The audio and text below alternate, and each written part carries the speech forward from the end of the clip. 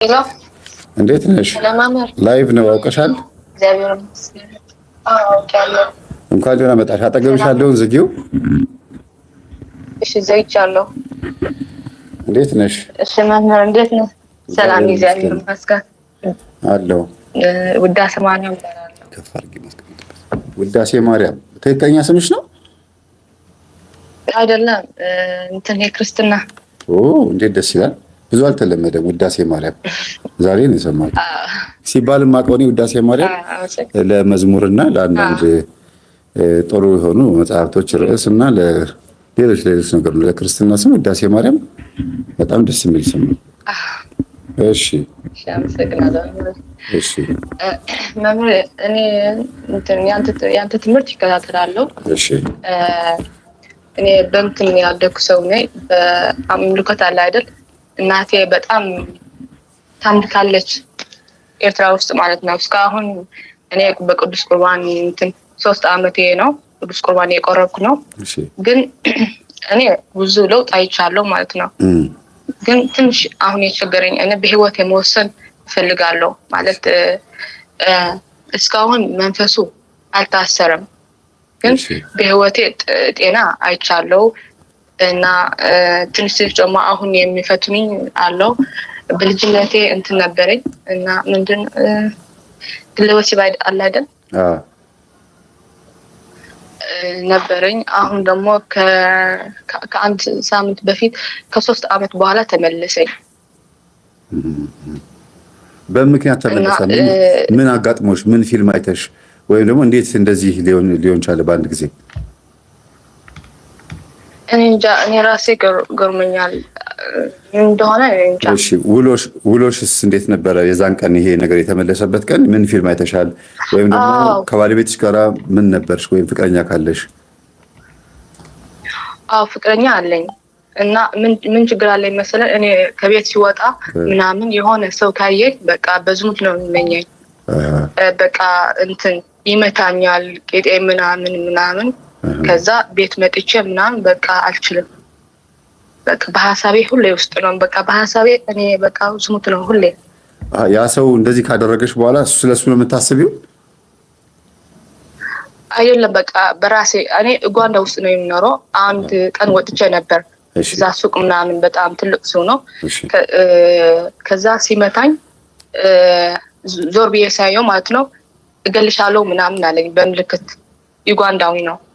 ከዛ ቤት መጥቼ በጣም ደነገጥኩ። ከዛ በቃ እዛ አጋጠመኝ ማለት ነው ዝሙት፣ ግለ ወሲብ። እንደዚህ ካለሽ በኋላ የእሱ ሰውዬ መንፈስ፣ የሆኑ ሰዎች መንፈስ ሲገባብሽ የዝሙት መንፈስ አንቺን በተግባር እንድትፈጽም ያደርግሻል ማለት ነው? አዎ። ታዲያ እንዴ በህልም ቢሆን ኖሮ፣ ህልም ሌሊት ቢሆን ኖሮ በህልም ነው የመጣው። ግን በአካል እኮ ነው፣ አንቺ በተግባር ነው እየፈጸምሽ ያለሽው። አዎ በቃ 50-50 ነበርኩት። በቃ ሊተወው ያልኩ ግን በቃ ፈጸምኩት። ስለዚህ አሁን ምንድነው ጥያቄሽ? ጥያቄ ምንድነው መሰለ? እኔ አሁን በህይወቴ ልወስን ያሰብኩት አንድ ጓደኛ አለኝ፣ ፍቅረኛ ያስኩት ማለት 3 ዓመት ሆኗል። እና እሱ ከኔ በጣም በዝሙት ውስጥ የነበረ ነው፣ በሲጋራ ምናምን ነበረ። ከዛ ለኔ የተከተለ ትምህርት ማለት ነው። እኔ በግዴታ እግዚአብሔር ስለረዳኝ ለቅዱስ ቁርባን ወጥቷል እሱ ማለት ነው። አሁን ግን የእሱ ችግር አለ። እሱ ደግሞ ራሱ ከእንትን የመጣ ነው፣ ቤተሰቡ ምናምን ያምልካሉ መሰለኝ። እና ከሱ ደግሞ መወሰን ፈልጌ ነበር። አሁን ትንሽ ያስፈራኝ ነገር እኔ እስካሁን እናቴ አምልኮት ውስጥ ነው ያለች። የዛር እስላም አላት፣ አዳልሞቲ ሁሉ ወሰንጋላ ደም ምናምን ታርዳለች። እኔ ያልወሰደችብኝ ደፍተራ ምናምን በቃ የለም፣ ሁሉ ነገር ሄጃለሁ በልጅነቴ። እስካሁን ደግሞ በአምልኮት ውስጥ ነው ያለች። ሲደውልላት ደግሞ በቃ አልስማማም። እና እህቴ ፕሮቴስታንት ናት። እኔ በዚህ ነገር ያደኩ ስለሆንኩ እስካሁን ደግሞ እናቴ በአምልኮት ውስጥ ስላለች በህይወቴ ከሰውዬ ጋር ሲወስን የአይነ ጥላ ስራ እንዳይሆን በጣም ስለፈራሁ ነው። አሁን በፍቅር ውስጥ ነን ያለን፣ ግን ደግሞ ወደ ትዳር ውስጥ ስንገባ የሆነ የራሱ ስራ እንዳይሰራ ስለፈለኩ ነው። አይ ይኸውልሽ ወደ ትዳር ስትገቢ መንፈሱ አሁን ዛሬ ግለ ወሲብ እንዲሁ እንደ ስሜትሽ ላይ መጥቶ ድንገት የሚያስፈጽምሽ ከሆነ ገና ያልተያዘ የፈለገውን ነገር ማድረግ የሚችል መንፈስ አንቺ ላይ አለ ማለት ነው። ገባሽ? ይሄ እያለ ደግሞ ከፍቅረኛ መያዝ ማግባት ምናምን ትንሽ ይከብዳል። ብትቺ የተያዘ የታሰረ ቢሆን በፈለገው ሰዓት ነገ ደግሞ ፍቅረኛሽን ባህሪውን ቀይሮ ጸባዩን ቀይሮ ከአንቺ ደግሞ ሊያርቀው ይችላል። አሁን የሆነ ሰው መጥቶ ስለነካሽ የሆነ ሰው መጥቶ መቀመጫሽን ቸብ ስላደረገ መተሽ ግለ ወሲብ የምትፈጽሚ ከሆነ አሁንም ያልተያዘ መንፈስ አለ። በፈለገው ሰዓት ደግሞ ትዳርሽን ማፍረስ ይችላል ማለት ነው። ስለዚህ ኢቭን የአሕዛብ የእነሱ የኡጋንዳዎቹ መንፈስ እንኳን መግባት ከቻለና አንቺ ግለ ወሲብ ማስፈጸም ከቻለ አንቺ ጋር ያልተቆለፈ በር አለ ማለት ነው። ለመናፍስቱ ክፍት የሆነ አንድ ደካማ ጎን አለ እንደፈለገ ገብቶ አንቺን ማንቀሳቀስ የሚችልበት። ስለዚህ አንቺ ጋር ማስተካከል የሚገባሽን ነገር አስተካኪ። ለምሳሌ ስድብ ከሆነ ወይም ደግሞ ግዴለሽነት ከሆነ ሌላም ነገር ብቻ በአጠቃላይ ደካማ ጎን ለክርስትና የማይመች ማንነት ጸባይ ካለ እሱን አስተካኪ። ለመንፈሱ መግቢያ መውጫ ምልክት የሚሆነው ነገር መዝጋት ነው። ስንፍና አለባበስሽ ራሱ ስቦት ሊሆን ይችላል። ታይት አድርገሽ ወጥተሽ ከሆነ እሱን መቀነስ ነው፣ ማስተካከል ነው። ይሄን ማስተካከል ነው። ለእነሱ አይንም እንዲመች አድርገሽ ለብሰሽ ወጥተሽ አትንካኝ አይባልም። መሀል አስፓልት ላይ ሆኖ መኪና እንዳይገጨኝ ብሎ እንደ መስጋት ነው የሚሆነው። ራሱ መንገዱ ላይ ሆነሽ መኪና ለምን ይነካኛል እንደማለት ነው። አሁን ምን ፈለኩ መሰለ መምህር፣ ልብስ አሁን እያስተካክልኩ ነው። ጉርድ ቀሚስ ምናምን ልብስ እየተገዛ ጃኬት ነው። ገና ቀሚስ እየለበስሽ አይደል? አሁን ላይ በስኮ ፍሪ ሳይዝ ነው የሚለብሰው። ታይት ምናምን እንትን አድርጌያለሁ፣ ሰብ አድርጌያለሁ እና ፍሪ ሳይዝ ምናምን ለብሰው። ግን እንትን ሁሌ ሰው ግን በቃ ፀጉርሽን ያምራል ካለኝ በአንድ ሳምንት በቃ ፀጉሬ ይባላሻል እና ሰውነትሽን በጣም ያምራል ካለኝ በቃ ሰውነቴ እንትን ይሆናል፣ ይቀንሳል። አሁንም ጨምሮ ነው ይሄ ችግሩ ደግሞ ምንድን?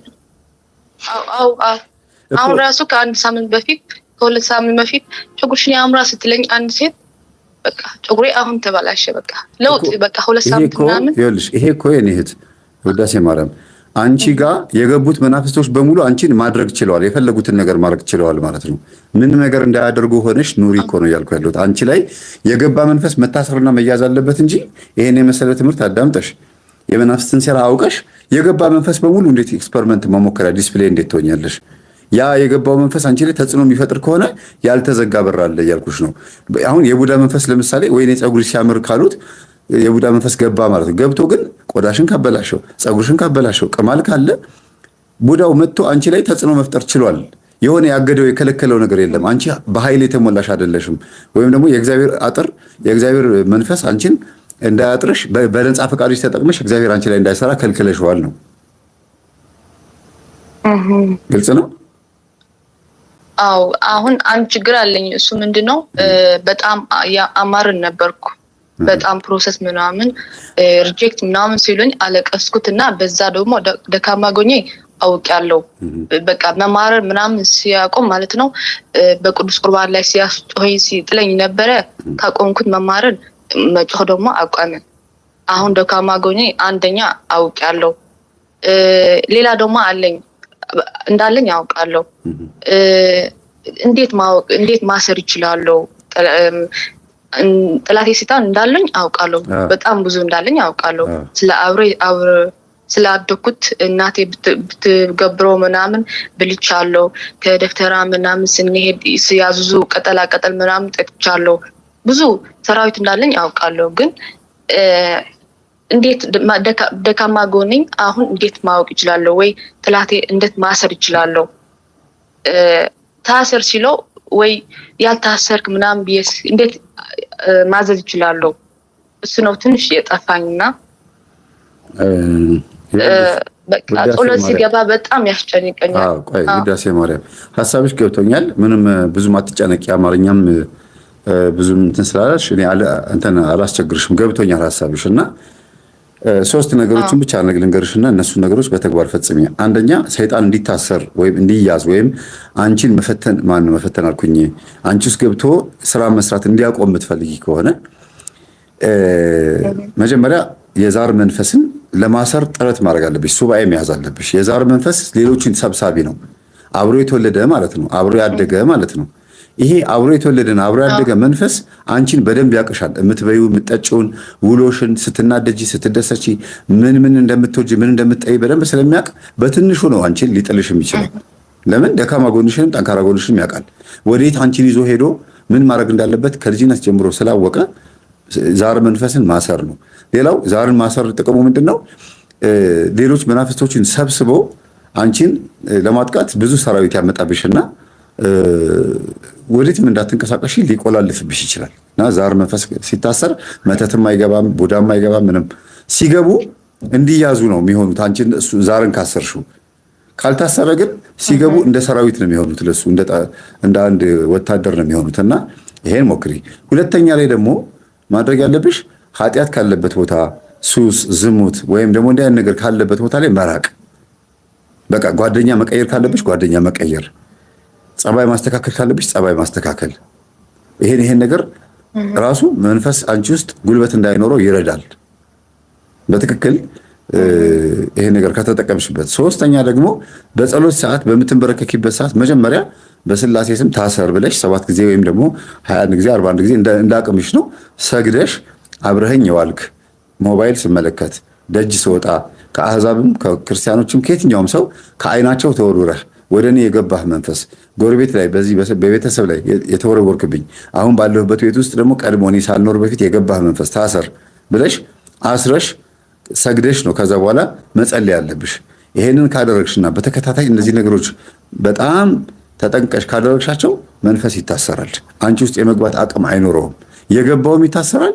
ሊገባ ያሰበውም ደጅ ላይ ነው የሚቀረው፣ አንቺ ውስጥ አይገባም። ይሄንን በተግባር መፈጸም።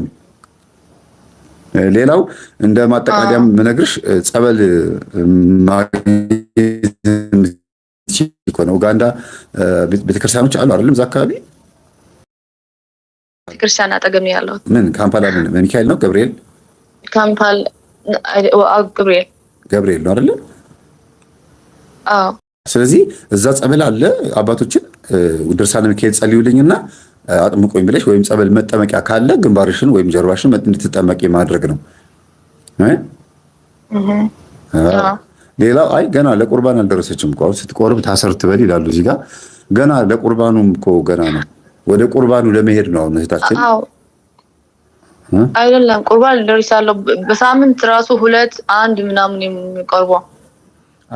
አይ አሁን በየሳምንቱ ነው የሚቆርበው ቁርባን። አይ አሁን ለጊዜው ቁርባኑን አቆሚው። እሺ እሺ። መጀመሪያ የልማድ ኃጢአቶችን ሳናስወግድ ቁርባን መቁረብ ለቅስፈት ነው የሚሆነው። ይሄ ነገር ሁላችሁም አዳምጡ። እደግመዋለሁ። የልማድ ኃጢአት የስጋም ይሁን የመናፍስት ልምምድ የልማድ ኃጢአት ሳናስወግድ ቁርባን መቁረብ ለመቅሰፍት ነው የሚሆንብን። ወደኛ ወደ ህይወታችንም አይገባም።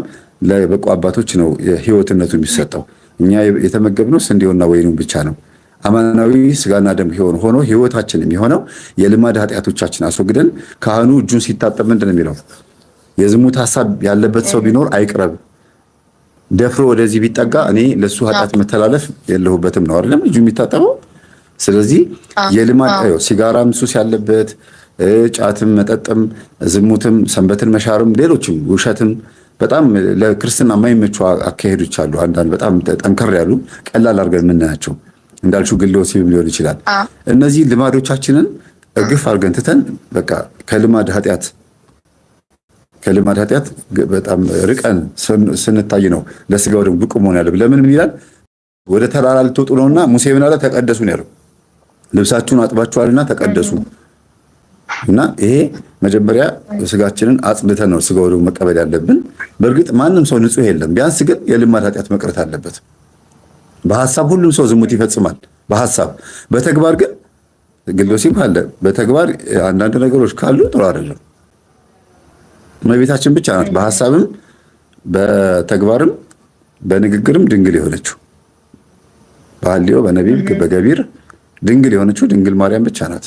ስለዚህ እኛ ይሄንን ነገር የቅዱሳን ምልጃ እየጠየቅሽ እየሰገድሽ ከልማድ ኃጢአት መወገድ አለ። ለጊዜው ግን ቅዱስ ቁርባኑን ብታቀሙ ደስ ይለኛል። ምናልባትም እግዚአብሔር የበለጠ አንዳንዴ እኮ በመቁረባችን ብቻ ሳይሆን በድፍረት የጀመርነው ነገር በማቆማችንም ልንባረክ እንችላለን። ሳይገባንና ሳይገባን የምናደርጋቸው ነገሮች ማለት ነውና እንኳንም ለቅዱስ ቁርባን በቃሽ። ግን ይሄንን ነገር አስወግደሽው 6 ወር 5 ወር ወይም ደግሞ 2 ወር በደንብ ካየሽው በኋላ ብትቀበይ ጥሩ ነው ብዬ አስባለሁ። አዎ እኔ ትንሽ እንትን ያሳሰበኝ ማለት ነው በህልም ራሱ ባለፈው ሱባኤ ሲገባ ለአንድ ቀን ቤቱ ስለማይመች በጣም ብዙ ተካራይ ይችላል በጣም ስለሚጮህ ለአንድ ቀን ገባሁት። ከዛ ሲገባ ምን አየሁ መሰለኝ በማኪና ከሶስት ጋር አንድ ደግሞ ነጭ ድራይቨሩ ተጫይነስ ከነሱ ሲሄድ ሶስት ደግሞ ከኔ ጋር ዝሙት ሲያርጉ ይጠብቁን ነበር። አንድ ሱሪ ሲፈታ ከዌስት በታች ያለ ሁለት እንትን ያለው ሁለት ቂጥ ምናምን ያለው ማለት ነው ፕራይቬት ፓርቲ ያለው አንዱ የተከፈተ ሱሪ አንዱ ደግሞ በጀርባው ላይ ያለ ደግሞ ሱሪ ያደረገ ከፊት ያለ ደግሞ ያለው ሱሪ ከዛ ሲያየው ማለት በቃ እየጠበቀኝ ነበር። ከዛ በእግዚአብሔር ስም በመድኃኔ ዓለም ስም ምናምን ቤት ሲጮህ ከመኪና ውስጥ አለኝ አንድ ሰው ሁለት እንትን ያለው ሁለት ፓርቲ ያለው ማለት ነው። አሁን ይሄ ዝሙት የመጣኝ እንትን አንድ በልጅነቴ ማህፀኔ በጣም ያመኛል ነበር። ከዛ እናቴ ወደ ጠንቋይ ቤት ሴት ስትወስደኝ የሆነ የሚጨስ ነገር ሰጣች። ከዛ ደግሞ ከአንቺ ብልት ጸጉርና ከዛ ቀላቅለሽ ታጠኒ እሷ ልጅቷ ትጣጠን ቢያ ስትሰጣት 3 ቀን የታጠንኩት እዚህ አዲስ አበባ በነበርኩት ከኤርትራ ይዛ ስትመጣ 3 ቀን ታጠንኩት። አሁን ትንሽ ያሳሰበኝ ከእናቴ የመጣ የዝሙት መንፈስ ይሆናል ወይ ነበረኝ። አሁን ደግሞ ተጨመረብኝ። እሱ ያሳሰበኝ ምን ይሆናል ማለት እኔ ያልተደረገ በሰውነት ሁሉ ነገር ተደርጓል። በስጋዬ ራሱ በጀርባዬ ተቀዶ ስጋዬ በልጅነት የገባለ ከደፍተራ ምን ቀጠላቀጠል 4 እንትን አልወጣም የተቀደደ አለ አልወጣም። ቄስ ሲነግሮ በጣም እንደነገጠ በዛ በመስቀል አድርጎ እንትን አድርገልኝ እና አልወጣም። ሲገባ እኮ አይወጣም በስጋዬ ነው የተቀበረ እኮ እሱ። አንቺ የተቀበረበትን ቦታ የምታውቂው ከሆነ አላስወጣሽውም ወይ ማለት ነው? አዎ አላስወጣሁም።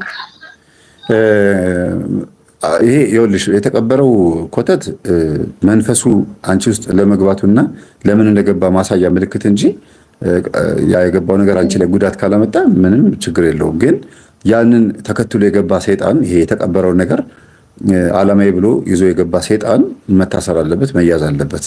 ስግደት ማብዛት አለብሽ። ትሰግጃለሽ? አዎ ሰግዳለሁ። ጎበዝ፣ ጥሩ ነው። ስግደት በተደጋጋሚ የምትሰግጂ ከሆነ ስጋሽ እየተገራ ስጋሽ ላይ የተቀመጠውና የሚፈታተንሽ መንፈስ ይታሰራል። ስግደት የሚሰግድ ሰው ስጋውን እያነጻ ወደ ነፍሱ ኃይል የመጠጋት እድሉ በጣም ሰፊ ነው። የነፍስ ኃይል የሚባል አለ። የስጋ ኃይል የሚባለው ቀስም ነው። የነፍስ ኃይል የሚባለው ደግሞ መንፈስ ቅዱስ ለኛ የሰጠ ጸጋ የሚባለው ነገር ነው። ስለዚህ ወደ ጸጋችን መጠጋት የምንችለው ስጋችንን ስንቀድስ ነው። ሰው ብዙ ጊዜ ጸጋውን የሚያገኘውና ባለጸጋ የሚሆነው ስጋውን ቀድሶ ወደ ነፍሱ ሲያልፍ ነውና ብቻ ይሄንን አድርጊ። ከዛ ውጭ ግን በህልምሽ ያየሽው ሁለት ዳፍንት ነው የሚባለው ማነው? ፍናፍንት፣ ይቅርታ ዳፍንት የአይን እያየ ማያይ አይን ማለት ነው። እንደዚህ ያያል ግን እውር የሆነ ሰው ማለት ነው። ዳፍንት ይባላል። ፍናፍንት የሚባለው ደግሞ 2 ብልት ያላት ሴት ወይም 2 ብልት ያለው ወንድ ማለት ነው። እንደዛ ነው ያየሽው? በቃ ይሄ እንትን ያልከው ብልት ያለው ከጀርባም እና ከፊት ያለው 2 ፓርት ነው። 2 እግርና 2 እንትን ብልት ያለው ማለት ነው። ከኋላም ከፊትም። ስለዚህ አንድ የሆነ ታሪክ ነገርሽና አጠር አድርጌ ድንገት ያ ሊሆን ይችላል ብዬ አስባለሁ። አንዳንድ ጊዜ ነው ብሎ ማስረዳት ትክክል እርግጠኛ ሆኜ ማስረዳት ሳይሆን ይሄንን ሊመስል የሚችል ነገር ነግሬሽ እንድታመዛዝኝ ነው ማድረግ የምችለው። አንዲት እህት እናቷ በመስተፋቅር አባቷን አገባች እና ልጅቷ ተወለደች። እናትየዋ ነች መስተፋቅር ያደረገችው። ስለወደደችው መስተፋቅር ያደረገች። ከዛ በኋላ ተጋቡ። በመስተፋቅሩ መንፈስ ምክንያት የተወለደችው ልጅ ዛር ሆኖ መስተፋቅሩ እሷ ላይ አረፈ። ስለዚህ እናትየዋ ስለሆነች መስተፋቅር አድራጊዋ ልጅቷ ላይ የሴት ዛር መንፈስ ነው ያለው፣ ሴት ዛር መንፈስ። ከዛ አባትየው ደግሞ በዝሙት አይን ያያት ነበረ። ከተወለደች ካደገች በኋላ በጣም ቆንጆ ስለነበረች በገባች በወጣች ቁጥር ይመለከታት ነበረ። እድሜዋ ከፍ እያለ ሲመጣ አባቷ ጥሩ ባልሆነ መንገድ ያያት ነበረ። እንዲያውም ሲጠጣ ይታገላት እንደነበር ነው የነገረችኝ። እና በኋላ ከስካሩ ሲነቃ ነው በጣም የሚያለቅሰው። ልጄ እኔ ይሄን ነገር ምንም ልተወው ስላልቻልኩኝ ቤት ተከራይተሽ ውጪ አጉል ከማድረግሽ ብሎ ወጣች። እና ይቺ ልጅ መስገድ መጸለይ ስትጀምር የእናቷም ሴት ዛር መንፈስ የአባቷም ዝሙት መንፈስ እሷ ውስጥ አለ። እና በህልም ያየችው አንቺ እንዳየሽው ነው። ፍናፍንት የሆነች ሴት ሁለት የወንድም የሴትም ሀፍረተ ስጋ ያላት ሴት በህልም አየች። እና መምህር እንደዚህ አየሁኝ አለችኝ። በቤተሰባችሁ በዘራችሁ እንዲህ አይነት ነገር ያላቸው ሰዎች ሊኖሩ ይችላሉ። ዝም ብሎ ይሄን ነገር አያሳይሽም። ይሄ ደግሞ የእርግማን ምልክት ነው ተብሎ በእናንተ በዘራችሁ ሊታወቅ ይችላል። ይሄ ደግሞ መንፈስ ካለ የወንድም የሴትን ብልት ያላት ሴት በህልምሽ ከታየችሽ ከአባትሽም ከእናትሽም የዝሙት መንፈስ መጥቷል ስላት ገባት። አዎ እናቴ አባቴን ያገባችው በመስተፋቅር ነው፣ አባቴ ደግሞ እኔን በዝሙት አይን ያየኝ ነበረ ብላ ሐቁን ተናገረች። ስለዚህ አንቺ ውስጥ ይሄ ሁለቱንም አይነት ጾታ ያለው ሰው ወይም ደግሞ ሁለቱም አይነት አካል በፊትና በኋላ ያለው ሰው ካየሽ አንቺ ላይ በመስተፋቅር የሚያውቁሽ ወንዶች የላኩብሽ መንፈስ ይኖራል፣ ወይ በቡዳ በዝሙት መንፈስ ያዩሽ ይኖራል። እንደገና የሴት ወይ ሌዝቢያን ወይ ደግሞ የሴት ዛር መንፈስ ያለባቸው ሴቶች ራሳቸው ሆነው የእነሱ መንፈስ አንቺ ላይ በዝሙት መልክ ሊመጣ ይችላል። የዝሙት መንፈስ በአሁኑ ሰዓት ሴቶች ራሳቸው ሴቶችን በዝሙት መንፈስ የሌዝቢያን መንፈስ እየበሏቸው ነው። እና ይሄ ሊሆን ይችላል። ተጠንቀቂ። ነገ ከነገ ወዲያ ከወንዶች ሀሳብ ወጥተሽ ወንድ አስጠላኝ ብለሽ ወደ ሌላ ነገር እንዳትሄጂ በጣም ተጠንቀቂ። ራስሽን ጠብቂ። የምታያቸው ፊልሞች ራሱ ይሄን ሊያመጣው ይችላል። መምህር በልጅነታችን እኮ ይቅርታ፣ በልጅነታችን ከሴት ጋር ስንነካካ አሁን አስታውሻለሁ። በቃ ይሄ ነው በቃ ከልጅነታችን ስንጫወት ማለት ነው። አዎ ይሄ ነው በቃ። አሁን የምትጠይቂው ጥያቄ የምታዩ ህልም በራሱ እግዚአብሔር በእርግጥ ያመለክትሻል። እና የሴት ዛር መንፈስ በተለይ ደግሞ የሌዝቢያን ይሄ አንቺ ውስጥ ሴት መንፈስ ካለች ወደ ሴቶች ነው የምትወስድሽ። ወንድ እንዲቀርብሽ አይፈልግም። የወንድ ዛር መንፈስም ካለ ደግሞ አንቺ ውስጥ ያገባሽ መንፈስ ካለ ሌሎች ወንዶች እንዲቀርቡሽ አይፈልግም። ብዙ ጊዜ በጣም የተለመደው የትኛው ነው? ወንድ መንፈስ አንቺ ውስጥ ካለ ሴትም ወንድም አይቀርቡሽም። በረዘግተሽ ብቻሽን ነው የምትኖሪው። ግለ ወሲብ ያጠቃሻል። ተኝተሽ በእንቅልፍ ልብሽ መቶ ሊገናኝሽ ይችላል። እንደገና ደግሞ ባል አታገቢም፣ ብታገቢም ትፈቻለሽ። ሲንግል ማም ነው የምትሆኚው። ለመዘሞት ብቻ ነው አካልሽ የሚሆነው እንጂ ለትዳርና ለተቀደሰው የትዳር ህይወት በፍጹም አይሆንም። ወንድ መንፈስ ሆኖ ቡዳ አንቺ ውስጥ ዝሙት መንፈስና ቡዳ ካለ አብሮ የተወለደ የሴት መንፈስ ግን ከሆነ አንቺ ውስጥ ያለችው ወደ ሌዝቢያን የመውሰድ እንደገና ደግሞ አንቺ ራሱ ከሴቶች ጋራ በፍጹም አትስማሚም። ከወንዶች ጋር ደግሞ የምትሄጂው ግን ወንዶች ደግሞ አንቺን ምናልባት ላይፈልጉሽ ይችላል። ወንዳ ወንድ ባህሪ ሊኖርሽ ይችላል። የመሳደብ፣ የመማታት፣ ከወንዶች ጋር የመቀለድ ውሎሽ ራሱ ከነሱ ጋር ይሆናል። ኦኬ አሁን መምህር ከሴቶች ጋር አልስማማም። ሴቶች አሁን ሰዓት በመንፈሳዊ ህይወት ከገባው በኋላ ሴቶች አይቀርቡኝም። ሲቀርቡ ደግሞ በጣም ከባድ ነሽ። ሴቶች ብቻ ሳይሆኑ ሁሉ ሰው አንቺ በጣም ፊትሽ ያስፈራል፣ ትከብዳለሽ ምናምን ይሉኛል። እና አንድ ደግሞ ይሄ ህልም ሲመለከት ደግሞ በስዋኤ ገብቼ ፍቅረኛ ራሱ ወሳብ ጽፎ አንቺ ተጠንቀቂ እንዳትወጪ ከቤት ምናምን አለኝ። ከዛ ሱባኤ ጨርሼ ስደውልለት እኔ እኮ ወንዶች ምናምን ሲጎብሽ ምናምን አየሁት፣ በጣም ለአንቺ ብዙ ሙት ነው የሚመንሽ፣ እባክሽ እንዳትወጪ ማታ ምናምን አለኝ። እሱ እኔ በሱባኤ ገብቼ ህልም ያየሁት እሱ ደግሞ በቤቱ ላይ ሆኖ አየ። አዎ አልጨረስሽም? እኔ ትንሽ እኔ የፈራሁት ምንድነው እሱ በዝሙት ውስጥ ስለነበረ ከሱ ዝሙት እሱ የመጣው ዝሙት እኔ ላይ እንዳይኖር ፈራሁት። ምክንያቱ እኔ ሁሌ በሀሳቤ ላይ ከሱ ጋር በጣም ይናፍቀኛል፣ ከሱ ጋር ዝሙት ሲፈጽም ምናምን ይናፍቀኛል። ከዛ ከሱ መጥቶ ይሆናል ምናምን ደግሞ አጠገብሽ ያልሆነ ወንድ ሲናፍቅሽ ናፍቆት ነው። አጠገብሽ ያልሆነ ወንድ ምናልባት የዝሙት መንፈስ ከሱ ወደ አንቺ መጥቶ ከሆነ ያ ናፍቆት ወደ ግለ ወሲብነት ሊፈጸም ይችላል፣ ወይ ሌሊት መጥቶ ሊገናኝሽ ይችላል መንፈስ ከሆነ። ኖርማል የፍቅር ናፍቆት ከሆነ ግን ይሄ አይመጣም በፍጹም። የእሱ ሴት ዛር አይነ ጥላ መንፈስ አንቺ ጋር ከመጣች ደግሞ አንቺና እሱ እንድትቀራረቡ ስለማትፈልግ ጭራሽ እንዲያውም እንዲህ አይነት ምክርም አይመክርሽም፣ ስትደውይለትም አያነሳም። የእሱ ሴት ዛር መንፈስ እሱ አንቺ ጋር ካለች፣ የእሱ የዝሙት መንፈስ አንቺ ጋር ከመጣ ግን አዎ ልክ ነው፣ ግለ ወሲብ ልትፈጽሚ ትችያለሽ፣ ሌሊት መጥቶ ሊገናኝሽ ይችላል። ይሄ ነው። ሌላው ከፍቅረኛ ሊመጣ ይችል ይሆናል ብለሽ ማሰብሽ ጥሩ ነው፣ ግን ስሙን ጽፈሽ እጅሽ ላይ ጽፈሽ መስገድ ነው። ከፍቅረኛ ከጮኛ የመጣ የዝሙት መንፈስ ታሰር እያልሽ ይሄንን መናገር አለብሽ ወይም ማሳሰብ አለብሽ። መንፈሱንም መገዛት አለብሽ።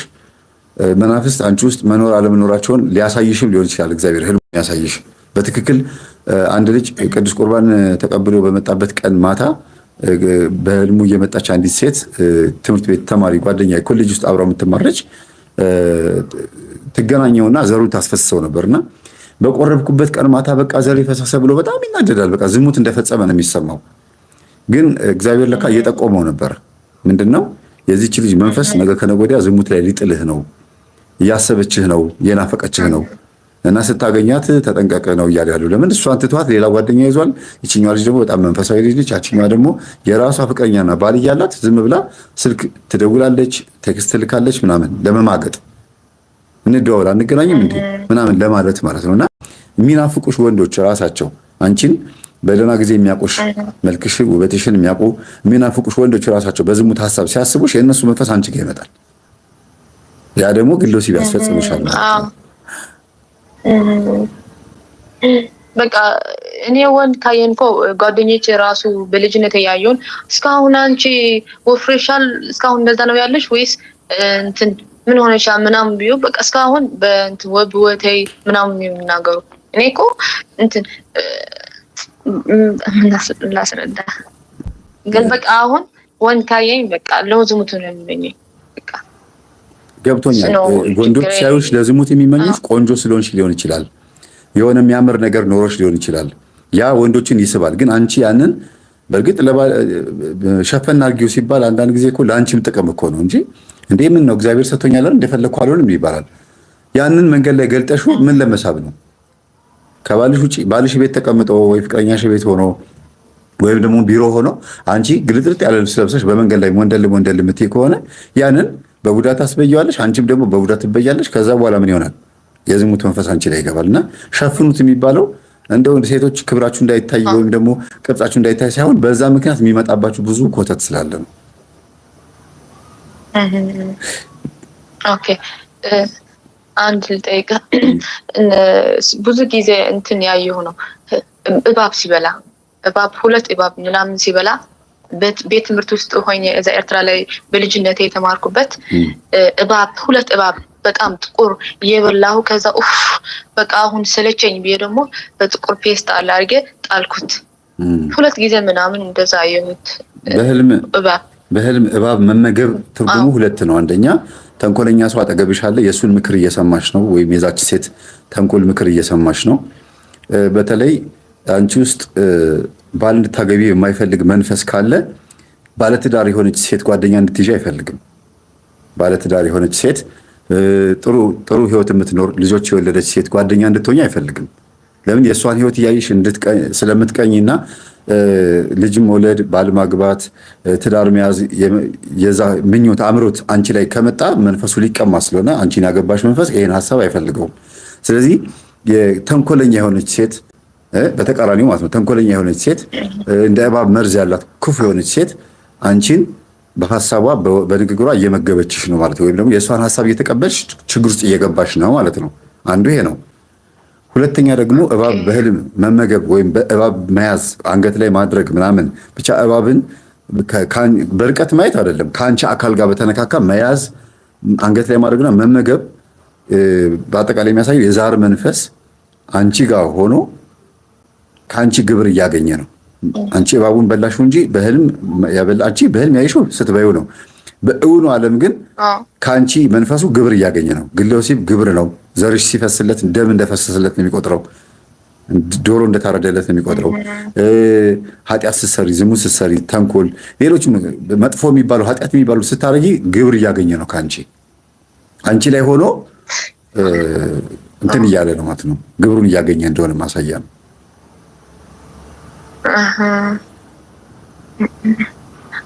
ኦኬ ምን ችግር አለኝ መሰለን መምህር? ቅርታ ጥያቄ በዛው እና እኔ ከሰው ጥያቄሽ ተመችቷቸዋል።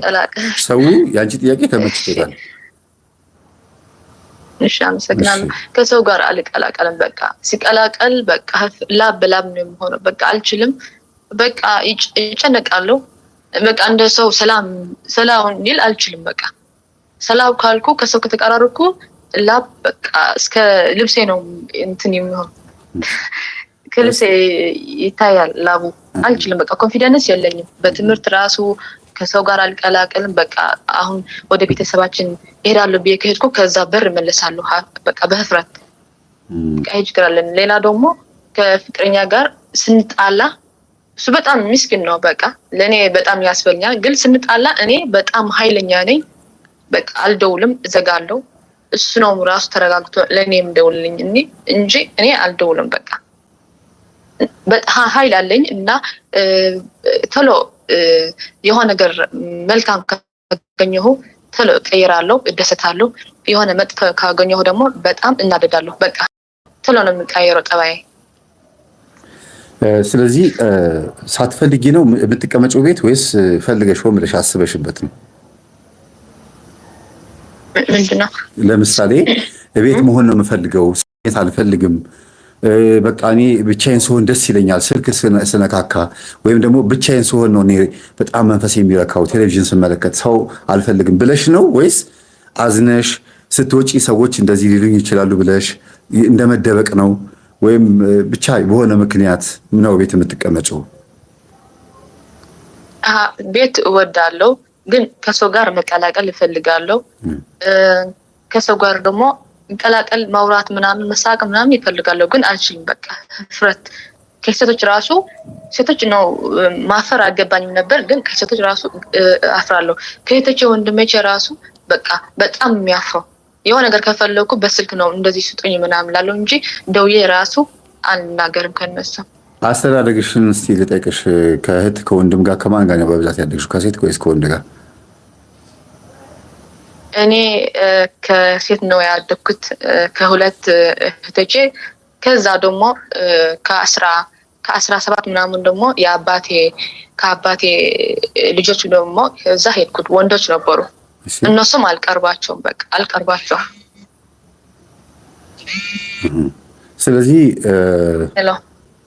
እየሰማሁሽ፣ አንቺ ጋር ስልክ ተደውሎ ነው አጥፊው? አዎ አጥፍቻለሁ። ስለዚህ በአስተዳደግ ደረጃ ከእህቶችሽ ጋር 17 ዓመት ድረስ አድገሻል። የእህቶችሽን ጸባይ ነው። ወንድ የሌለበት ቤት ውስጥ ማደግ በራሱ ተጽዕኖ አለው። በእርግጥ ትምህርት ቤትስ እንዴት ነው ከወንዶች ጋር ያለሽ አቀራረብ? በቃ ትምህርት ቤት ከወንዶች ጋር አልቀርብም። ብቻዬን ነው የምቀመጠው። በቤት ትምህርት ላይ አላወራም። የሆነ በቤት ትምህርት ላይ የሚጠይቀኝ ጥያቄ አልመልስም። የሆነ ፕሬዘንቴሽን ካለኝ ከፊት ለፊት ሲወጣ በቃ ልባለው፣ እንቀጠቅጣለሁ። በዛ በብር ደግሞ ሮጬ እወጣለሁ። አልቀርብም።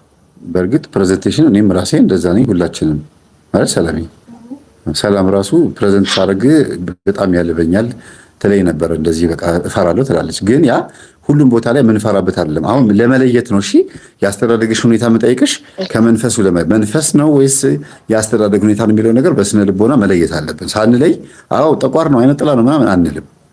ራሱ አስተዳደግ ራሱ ተጽዕኖ አለው።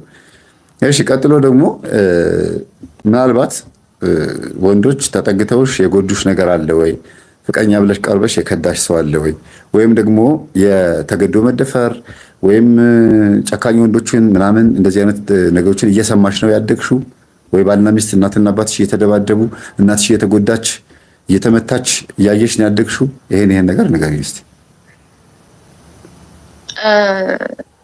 እኔ ያደግኩት በጣም ሲያለቅስ ምናምን ያደግኩት። ግን እኔ ትንሽ የሚያሳስበኝ አሁን እናቴ ቤት ላይ ስታጎራ ምናምን ነው ያደገን። ቤት ስትገብር ምናምን ቡና የሆነ ለቅሶ ሄዳ ስትመለስ ታጎራለች። ቤት መጣ የፊል ስጋ ስትበላ ታጎራለች። ወደ ሌላ ቤት ስትሄድ ሲኒ ይዛ ነው የምትሄደው። እና እኛ ደግሞ ከእናታችን ጋር ስንጣላ ነው ያደገን። እናታችን እናት ሆና አታየኝም። በቃ እስካሁን አንዋደድም። አሁን ነው ትንሽ እናቴ እንደሆነ ትንሽ የተሰማኝ እንጂ ትንሽ መንፈሳዊ ህይወት ሲጀምር በቃ እናታችን ምንድን ናት? እንደ እናት አይደለችም እኮ ምናምን በቃ ስናወራት ራሱ አንወዳትም። ስንጣላ ነው ያደገን ከእናታችን ጋር። ኦኬ። ስለዚህ እናታችሁ ላይ ያለው የዛር መንፈስ እናንተን አይወዳችሁም፣ በአጠቃላይ ቤተሰቡን አይወደውም። እርግጥ ሰይጣን ሰውን አይወድም፣ ግን ሲቀጠቅጣችሁ ሲመታችሁ የኖረው መንፈስ ያ ክብር የሚፈልገው የራሳቸውን ስኒ ይዘው ሰው ቤት ሄደው ቡና የሚጠጡ ከሆነ መነካካት አይፈልግም። ስለዚህ አንቺ ላይ የቡዳ መንፈስ አለ ማለት ነው። የቡዳ ዛር አለ ማለት ነው። ራሱ አንቺ ራሱ በሌሎች የዝሙት መንፈስና በሌሎች ሰዎች እንድትታይ የሚያደርገው አንቺ ላይ ያለው የቡዳ መንፈስ ነው። አሁን እየገባኝ መጥቷል። አንቺ ላይ ያለው መንፈስ ቡዳ ሆኖ ምን ያደርጋል? ሌሎችን ሰዎች ይስባል። ብቻሽንም እንድትሆኝ ይፈልጋል ያልኩት ቅድም ለዚህ ነው። ቡዳ ዛር መንፈስ በርዘግተው ቁጭ ብለው ብቻቸው እንዲቀመጡ የማንም እንዳይሆኑ የኔ ብቻ ናት ብሎ በተለይ ቆንጆ ኮንሽማ ታዩ በቃ ከልጅነት ጀምሮ የበላሽ ቡዳ ካለ ማንም እንዲነካት አልፈልግም ይላል። ምናልባት የእናትሽን ከባላቸው ወይም ከአባትሽ ጋር ያላቸውን ሁኔታ ብትነግሪን መልስ ይኖራል ብዬ አስባለሁ። ለምን እንዲህ አይነት ልምድ ያላቸው ስኒ ይዘው የሚሄዱ የሚያጓሩ ምናምን ችግር ያላቸው ትዳራቸው ጥሩ አይደለም። ወይ ባል ወይ ሚስት ተቃራኒ ነው የሚሆኑት። ይሄን ትነግሪናለሽ? ያው ችግር የለም እነግራለሁ። እናቴ መጀመሪያ በልጅነቷ ነው አሁን የገባኝ የመጣ እናቴ የነገረችኝ ነበር በልጅነቴ። ሁሉ ነገር ደግሞ አሁን ነው ያስተዋልኩት።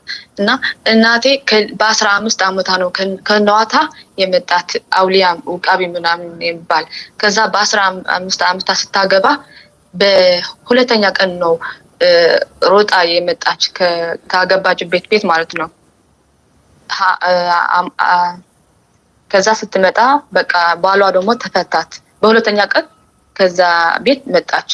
ከዛ አንድ ደግሞ ከብዙ ዓመታት ደግሞ አንድ የደሴ ምንድነው ወሎ በዛ ጦርነት ኤርትራና ኢትዮጵያ ነበር አይደል? ወልዲያ ደሴ ነው። ደሴ ወሎ። እሺ ከዛ ሲመጣ 3 ልጆች ወለደች። አንድ ደግሞ ቡዳ ምናምን ተበልቶ ሞታት አንድ ወንድ። ከዛ እኔ ከ10 ምናምን ዓመት ደግሞ ከሌላ ሰው ነው የወለደችኝ ለኔ። አስማንዴስ አላት። አስማንዴስ አላት። አዎ አንድ ቀን ኢትዮጵያ ስትመጣ ማለት ነው አንድ እንትን በቤተክርስቲያን ላይ ጮኸ። ስትወድቅ ማን ሲሉት እኔ አስማንዴስ ነው ያላት። ታዲያ አትንኩብኝ ነው። ይሄ እኮ ቡዳ እኮ አስማንዴስ እኮ ቡዳ ነው እኮ። አትንኩብኝ እኮ ነው የሚለው። አዎ የድርሳነ ሩፋኤል ላይ ያለው እኮ ነው። አስሞቲዮስ ወይም አስማንዴስ የምንለው እኛ ነን። አስሞቲዮስ ነው የሚሉት ላቲኖች። አስማት ማለት ነው ወይም ድግምት ነው፣ መስተፋቅር ማለት ነው። ግን አብሮ የተወለደ ወይም ደግሞ ከልጅነት ጀምሮ የበላት መስተፋቅር ነው። ጨን ላይ ነው የሚቀመጠው። ሴቶች ዳሊያችሁ ላይ ነው የሚቀመጠው። የመጣ ወንድ የነካሽ አንቺ ላይ የተኛ ወንድ በሙሉ ይታመማል። በቃ ያ ደግሞ አንቺ ላይ አለ። አሁን እናትሽ እኮ አስማንዴስ ካለባቸው ይሄ አስማንዴስ የሚባለው መንፈስ የቡዳ ዛር ሆኖ የኔ ሚስት ናት ማንም አይነካትም፣ ክብር ፈልጋለሁ፣ እንደዚህ ፈልጋለሁ የሚል ስለሆነ ወደ አንቺ ከተላለፈ አንቺ ስትሰለጥኝ ዘመናዊ ስትሆኚ ልክ እንደ አንቺ ነው የሚዘምነው። እንደ ጊዜው ይሄዳል። ብዙ ጊዜ አስሞቲዮስ ወይም አስማንዴስ እንደ ጊዜው ነው የሚሄደው።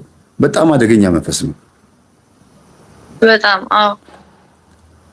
እንዲያውም ድርሳነ ሩፋኤል ላይ ይሄንን መንፈስ ቅዱስ ሩፋኤል እንዴት እንደሚያስወግድ ለጦቢያ ሲነግረው ነበረ። እንደ ጓደኛ እንደ ሰው መስሎ ወሬ እያወሩ ይሄዳሉ። ሩፋኤል ሰው ተመስሎ ማለት ነው።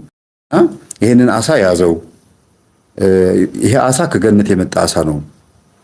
ከአራቱ አፍላጋት ውስጥ አንዱ ጤግሮስ፣ ኤፍራጥስ እና ጊዮን የሚባሉ ወንዞች አሉ። አራቱ አፍላጋት ማለት ነው። ከነዚህ ወንዞች የመጣ አሳ ለየት ያለ ነው እና ቅዱስ ሩፋኤልም ይሄንን አሳ ያዘውና ልቡንና ጉበቱን ለብቻው ያዘው አለው። እሺ ብሎ ልቡንና ጉበቱን ያዘ። ከዛ ወደ ተላከበት ቤት ሲሄድ ይቺ ሴት ታገባታለህ ሲለው እቺ ሴት እኮ 6 ጊዜ አግብታ 6 ጊዜ ባሎቿ ሞተውባታል፣ የነኳት ባሎቿ ሁሉ ይሞታሉ ሲለው አንተ ግን አትሞትም። ልክ እንደገባህ ካገባሃት በኋላ ጫጉላ ስትገባ ወደ መኝታ ክፍሏ ስትገባ ይሄንን አጭሰው፣ ይሄንን ስታጨሰው እዛ አልጋዋ ላይ ተኝቶ ያለው አስሞንዲዮስ የሚባለው መንፈስ ተነስቶ ይሄዳል፣ ይደነግጣል፣ ሲወጣም ታየዋለህ ብሎት ነበረ። ያንን ልክ ሲያጨሰው ደንግጦ ወጣ። ጭራውን እንትን እያደረገ በቃ ይሮጦ ሲወጣ አየችውና አሁን የወጣው ምንድነው አለችው። ወለተ ራጉኤል ርብቃ ትባላለች፣ ሳራ ቅርታ። እና እቺ ሴት ምንድነው የወጣው ስትለው ይሄ ነበረ ባሎችሽን ጭንሽ ላይ ተቀምጦ ሲገልብሽ የነበረው። እዚህ አልጋ ላይ የተኙ ወንዶች በሙሉ የሚሞቱብሽ ከዚህ መንፈስ የተነሳ ነው አላት። አሁንም ይሄን መንፈስ ያለባት ሴት አግብታ ከባሏ ጋር ተቃቅፋ ስትተኛ 1 ሳምንት ከባሏ ጋር ትጠቃቅፋለች። 1 ወር ደግሞ ወይም 2 ወር 3 ወር ተኮራርፋ ደግሞ ጀርባ ለጀርባ ተሰጣተው ደግሞ ይተኛሉ። ሲፈልጉ ያፋታል፣ ሲፈልጉ ደግሞ በሩካቤ ሰዓት እንዲያቃጥላት እንዲያማት ያደርጋል። ስቃይ ነው ይሄ አስሞቴዎስ የሚባለው መንፈስ። እንዲያውም አሁን ክርስቲያኖች ሆነን መስቀል ማተብ ስላደረግን መግደል አልቻለም እንጂ በስነ ስርዓቱ ለመናፍስቱ ግብር የሚገብሩ ህዝቦች መካከል አስሞቴዎስ ገዳይ ነው። መጽሐፈ ጦቢት ላይ አለ። ይሄ የቅዱስ ሩፋኤል ታሪክ ነው። እና እናትሽ አስሞቴዎስ ካላቸው ከባለቤታቸው ጋር ወይም ከአባትሽ ጋር አይስማሙ። ከአባትሽ ስልሽ ከአንቺ አባት ሳይሆን ካገቧቸው ሰዎች ጋር በሙሉ አይስማሙም። ስለዚህ እየፈቱ የሚያገቡት ከዚሁ መንፈስ የተነሳ ነው ማለት ነው። እስቲ ንገሪኝ፣ ከአንቺ እናት ከአንቺ አባት በኋላ አግብተዋል? ኖ በቃ ከኔ አላገቡም። አባቴ ራሱ አንድ ልጅ ጨምርላ ስላት በቃ ምናምን አልፈልግም አለች። በጣም የሚጠይቁዋት እንትን ባሎች ላገቡዋት ግን አትፈልግም። በቃ እሷ ላይ ያለ በጣም አደገኛ ነው። አላህ ራሱ ይላል ከኛ ጋር ስትጣላ ምናምን አላህ ይላል። በቃ እኔ ራሱ ስትመታኝ ኢጄ 1 ሳምንት ሙሉ በቃ አልችልም። በቃ በጣም ህሞ አልችልም። ከዛ ስትለማመን ለሱ ስትለማመን ኢጄ እንትን ቃንዛው እንትን ይላል፣ ህመሙ ይተዋኛል። ወይ ደግሞ ስትረግመኝ በጣም እርግማን በጣም የረገመችኝ እኔ ልጅ ስለነበርኩ በጣም ረብሻለሁ። ምን ብለው ረገሙሽ? አሁን አላስታውስም፣ ግን አንድ ቀን የሚያስታውሰው ትምህርት ቤት ሊሄድ ብዬ የሆነ ነገር ረብሽኳት። በቃ እዛ ቤት በጣም ረበሽኩትና አሳልፎ ይስጥሽ አለችኝ። ከዛ ቤት ሲሄድ ማለት ነው ከኔ በኋላ የነበሩ ተማሪዎች ሲረብሹ ለኔ መጥቶ ነው በጥፊት የመታኝ ፊቴ። ከዛ እና በጣም የተቀጣኩት እዛ ቀን በጣም በቃ ስለዚህ ስለረገመች እኔ በዛ 11 ነበርኩት፣ ግን ሁሉ ነገር አስታውሳለሁ። ጥሩ። አሁን እድሜሽ ስንት ነው ትነግሪኛለሽ ፈቃደኛ ከሆንሽ? አዎ እድሜ 25 ሞልቻለሁ። እሺ ድንገት ጥያቄ ካልደበረሽ ወይም ደግሞ እንደው ቅር ካላለሽ የምጠይቅሽን ጥያቄ በግልጽ ትመልሽልኛለሽ? እሺ ችግር የለም መልሳለሁ። ስንት ፍቅረኛ ይዘሻል እስከዛሬ? አሁን ሁለተኛ ነው። ሁለተኛ? አዎ አሁን ሁለተኛ ነው። አንደኛ የነበረ ንገርሽ ማለት ነው መምህር እሱ ነው ለዚህ ትምህርት ያበቃኝ። ለመምህር ግርማ ምናምን የወንድሜቼ ጓደኛ ነበረ። ከዛ ከሱ ጋር እናቴ እኮ እንደዚህ አላት ምናምን ብዬ ሲነግረው በጣም ህመም ውስጥ ነበር። ኢትዮጵያ ሲመጣ አንቺ እኮ የእናቴ እንደዚህ ነው ስለኝ ደግሞ ሁሉ ነገር የእናቴ ሲነግረው በቃ አንቺ መጠመቅ አለብሽ ምናምን ነው። እዛ ጀርመን ነው የሚኖረው። ከሲት ነው ከሄድኩት። ከዛ ደግሞ በመጀመሪያ ቀን ነው የተያዘው መልሱ። እኔ አላውቅ ነበር። በቃ ሲጮህ ምናምን ነው ቄስ ሄኖክ ነው ከሁሉ ሰው ለኔ አንቺ በርቺ ብሎ እንትን ያበረታተኝ ቄስ ሄኖክ ማለት ነው። ለአንድ ሰዓት ከሰውዬ ጋር በቃ በእንትን ወደቀን አብረን ተኛን ማለት ነው። አሁን ሲያስታውሰው ለምንድን ነው ለጸሎት ብሎ መጣ ከጀርመን ለገዳም ብሎ ሲመጣ ለምንድን ነው ለኔ በዝሙት ያስወደቀኝ ብለህ አሁን እስካሁን ከሱ ጋር የተከራከርኩ ነው ያለው።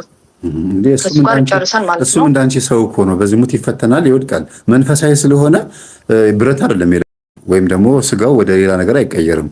እንዲያውም ፈተና የበለጠ ትንሽ ያዝ የሚያደርገው እንደዚህ ሲሆን ነውና አንቺም እሱም ሁለታችሁም የተሸከማችሁት ስጋ ነው።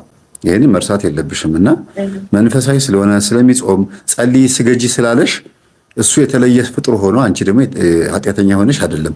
እሱም እንዳንቺ ያየው ፈተና ስላለ እንዲህ ነው ብሎ ሊያስረዳሽ ነው። እኔ ለምሳሌ ለእናንተ የተለያዩ ትምህርቶችን ማስተምራችሁ እንደሆነ ምንም የማይነካኝ ሆኜ አይደለም። ልክ እንደናንተ እኔም የምወድቅ የምንነሳ ነኝ። በቃ ልክ እንደናንተ በጣም ብዙ አይነት ፈተና ላይ የምችል ሰው ነኝ እና ሁሉም ሰው ከራሱ ተሞክሮ ተነስቶም ከጎረቤት ከጓደኛው ከምንም ተሞክሮ ተነስቶም ያስረዳሻል። ይሄም ልጅ አንቺን ትምህርት ተማሪ ሲልሽ የነበረው አንቺ ያለሽበት ሁኔታ ስላየ ፈተናሽን በከፊል ስላወቀ ነው። ሌላው ደግሞ ፈተና እንዳትሆኝበትም የእሱ እንድትሆኝ ከፈለግም ከዚህ ነገር እንድትጠበቂ ከፈለግም ሊመክርሽ ይችላል። እና ከዛ ነው እኔ ይሄን ጥያቄ ጠይቁሽ ለመሰለሽ ስንት ጓደኛ ይዘሻል ያልኩት። የእናትሽ አካሄድ ወይም ይሄ አስማንዲዮስ አንቺ ላይ ከመጣ የእናትሽ አካሄድ ነው የምትሄጂው። አንዱን ይዞ አንዱን መልቀቅ፣ አንዱን መመኘት፣ ያኛው የትኛው ይሻለኛል እያሉ በዝሙት ከሁሉም ጋር መውደቅ። አሁን ፍቅረኛ ስንት ይዘሻል ነው ያልኩት። በዝሙት ግን ከስንት ሰው ጋር ወድቀሻል ወይም ደግሞ ስንት በእንደዚያ ነገር ስንት ጊዜ እንደዚህ በሻል ብዬ በጠይቅ ደግሞ ያው እዚህ ቦታ ለማጠየቅ ነው ስለሆነ ነው እሱ ያልጠየኩሽ። ግን ብዙ አይነት ፈተናዎች ያ ከእናት የመጣው መንፈስ አለ ማለት ነው። ቅድም እንዳልኩሽ እንግዲህ ምሳሌ መስዬልሻለሁ። ከእናቷ የቀድማለች ከእናቷ የመስተፋቅሩ መንፈስ አባቷ ላይ ያደረገችው ወይም ደግሞ ባሏ ላይ ያደረገችው የመስተፋቅር መንፈስ ሲወለድ ልጅቷ ስትወለድ አብሮ ስለተወለደ ሴት ዛር አይነጠላም ወንድ ዛር አይነጠላም ባታል ከአባቷም ከእናቷም። አንቺም ጋር እንደዛ ነው። አስሞንዲዮስ ወይም አስማቴዎስ የሚባለው መንፈስ ከገባ ብቻሽን ትሆኛለሽ እንዳልሽው፣ ከሰው ጋር ትቀራረቢም። ልክ እናትሽ ያጓሩ እንደነበረ ባታጓሪም በቁጣና በንዴት ደግሞ ልትጮሄ ትችያለሽ። ለምሳሌ ወንዶችም ሴቶችም አብረውሽ ሲቀመጡ ሲያናድዱሽ ጮክ ብሎ መናገር፣ በቃ መናደድ፣ ፊት ለፊት የሆነ ነገር ሰዎች እስኪታዘቡሽ ድረስ ከማጓራት በማይተናነስ መልኩ መጮህ ማጓራት ነው የሚባለው። ስልቱን ይቀይራል በየጊዜው ማለት ነው። እና አትንኩኝ አይደለም የሚለው መንፈሱ፣ ወይም ሚስቴን አትንኩብኝ አይደለም የሚለው። አንቺ አልፈልግም ነው የምትይው። በቃ ሰው አልፈልግም፣ እኔ እንዲያውም ብቻዬን ሰው ነው ደስ የሚለኝ።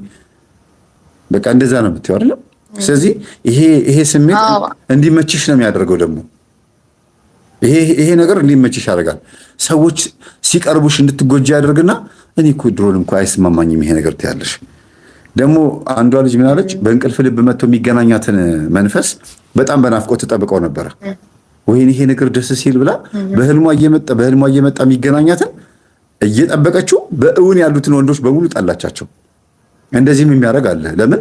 አስተዳደጓ ነው። እቺ ልጅ ምንም አይነት ወንድ የሌለበት ቦታ ላይ ስለሆነ እንትን ያለችው የተማረችበትም የኖረችበትም ሁኔታ የምታውቀው መንፈሱን ብቻ ነው። እንዲያውም ወንድ መቅረብ በራሱ ኃጢአት የሚመስላት በዚህ ልክ የሚያስቡ ሰዎች ሁሉ አሉና ሰው ብዙ አይነት ላይፍ ነው የሚኖሩና አንቺም የእናትሽ አስሞንዲዮስ መንፈስ አንቺ ጋር ሲመጣ ልክ እንዳለው አሜሪካ ውስጥ እንዳለው በስልክሽም የምታየው ፖርኖም ይሁን ፎን ሴክስም ሊሆን ይችላል፣ ሌሎችም ኤሮቲክ ሮማንስ የሚባሉ ነገሮች ባየሽበት ልክ ነው የሚሰለጥነው። አንቺ ነሽ የምታዘምኘው መንፈሱን። ይሄ ቡና የፈለገው ጨሌ ላይ የነበረው ያጓራል፣ እጣን ቡና ምናምን ጭሳጭስ የለምድ የነበረው መንፈስ አንቺ ላይ ሲሆን እንደምትሄጅበት ሀገር ሆኖ ነው አንቺ ላይ የሚተውለው። አለባበስሽንም የሚቀይረው እንዳንቺ አይነት ሰዎች ያሉበት ሁኔታ ነው የሚቀይረው። እና ሁኔታ አትሞስፌርን ኢንቫይሮንመንትን ያያል ብዙ ጊዜ ሰይጣን። አስሞቲዎስ ደግሞ በተዘዋዋሪ መንገድ አይነጥላ ነው፣ ግን የዝሙት አይነጥላና የመስተፋቅር አይነጥላ ነው። ማንም አይነካብኝም ሚስቴን ነው የሚለው። ሌላው መስተፋቅርም ተልኮ ከሆኑ ወንዶች ተልኮ ማንም እንዳይነካት ጠብቅ ይባላል። እና ያ ጠብቅ ያለው ሰውዬ ሚስቱን ሊሆን ይችላል ጠብቅ ያለው፣ ወይም ሊያገባት ያላትን ገና የታጨችን ሴት ሊሆን ይችላል፣ ወይ በአካል ማያውቃትን ሰዎች አስጠብቁልኝ ብሎ አስልኮ ሰዎችም አስጠብቀውለት ሊሆን ይችላል። አንቺ ከሆንሽ እቺ ሴት አንቺ ከሆንሽ ይሄ ሰው እስኪመጣና ከአንቺ ጋር እስኪኖር ድረስ መንፈሱ አንቺን ከተለያዩ ሰዎች ያርቃል።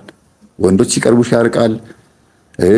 ሴቶችም እንድቀደም እንዳልኩሽ ትዳር ያላቸው ሴቶች እንድትቀርቢ አይፈልግም። ልጆች የወለዱትን ጥሩ ህይወት የሚኖሩትን ሴቶች እንድትቀርቢ አይፈልግም። ለምን? የእነሱን ህይወት አይተሽ የማግባት ስሜትና ፍላጎትሽ እንዳይነሳሳ መዝጊያ ነውና ከብዙ ነገር እያጠረ ልክ ጋሪ እንደሚጎትት ፈረስ ግራና ቀኝ ዘጋግቶብሽ ነው ወደፊት ብቻ እንድትሄጂና እንድትቀመጭ የሚፈልገው። እና አንቺ ውስጥ ያለው መንፈስ እንዴት እንደሰለጠነና እንዴት እንደዘመነ አጥኚው። ራስሽን እያየሽ ከእናትሽ ባህሪ ጋር አመሳሲው። በቀን ስንት ቡና ያፈሉ ነበር? ስንት ጊዜ ያፈሉ ነበር?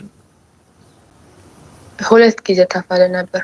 ጠዋትና ማታ ታፈላለች እና አጠገባ እንዳት እንሾሽ ላይ ሞቆ ነበር።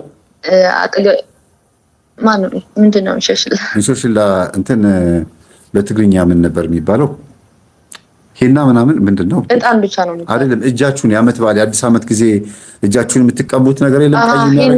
ሄና እሱ ብዙ አይደለችም። እሷ የምትወደው ጨና ላይ ሽታ ላይ አይደል? የሱዳን አረንጓዴ ሽታውን ከፍተው ይጠጡታል። መጠጣት ሳይሆን በጣም አፍንጫ ጋር በጣም ትሸታለች። ጨንገር አለ እንግዲህ ዳኝ ወርቁ ኩትሻ እንትን ይወዳሉ። ሳርዴታ ኩትሻ ምናምን ወርቄ በጣም ትልቅ ነገር ሹሩባ ተሰርቶ ቀያይ ልብስ ለብሶ ቡና ማፍላት ምናምን ይወዳሉ። ቀይ ልብስና አረንጓዴ አላት እና ቅቤ ነው የምትቀባ። ዘይት ምናምን ከተቀባች በቃ እንደውም ከሞት ነው የምትመለሰው። እና አንድ ደግሞ በልጅነታችን በግ ታርዶ ፈርስ አለ አይደል? ታጠበች። በዛ ታጠበች። በልጅነታችን ነበረ። እህቶቼ ራሱ ቆመን ስትታጠብ የሆነ በቃ ከነሰራዊታቸውም ነው የመጣው። አሁን ስናስታውሰው ቤታቸው ራሱ ተቀጠቀጠ በፈርስ ስታጠብ። አባቷ መጥቶ ነው ያጠባት በግ ታርዶ ሲያዋርሷት ነው ማለት ነው። መጀመሪያ ዶሮ ደግሞ ስታርድ ሲያዋርሷት የሆነ ሌላ ዛር ስትዋርስ ነው እንግዲህ ወይ ታዛ እኮ ነው። ሲታመሙ ብዙ ጊዜ በፈርስ ታጠቡ የሚባለው የማይለቅ ከመንፈሱ የመጣ የበሽታ ቅጣት ካለ በደብተራ ትእዛዝ በፈርስ ታጠቡ ይባላል። በከብት ፈርስ ያንን የሚያዘው ግን ደብተራ ነው ብዙ ጊዜ። እሺ ዶሮ ራሱ ስታርድ ቤታችን ውስጥ ነው የምታርደው። ዶሞ ያስፈልጋል ብላስስ እንዳትረግጡ ምናምን ነው የምትለኝ። ሌላ ብዙ ነው የምታርገው። ለኔ ራሱ ስሉስ አለ አይደል? ስሉስ ዶሮ በጭንቅላቴ በራሴ ነው ያዘሮችብኝና እንቁላል ምናምን ሎሚ ለኔ ያልተደረገ የለም መምህር።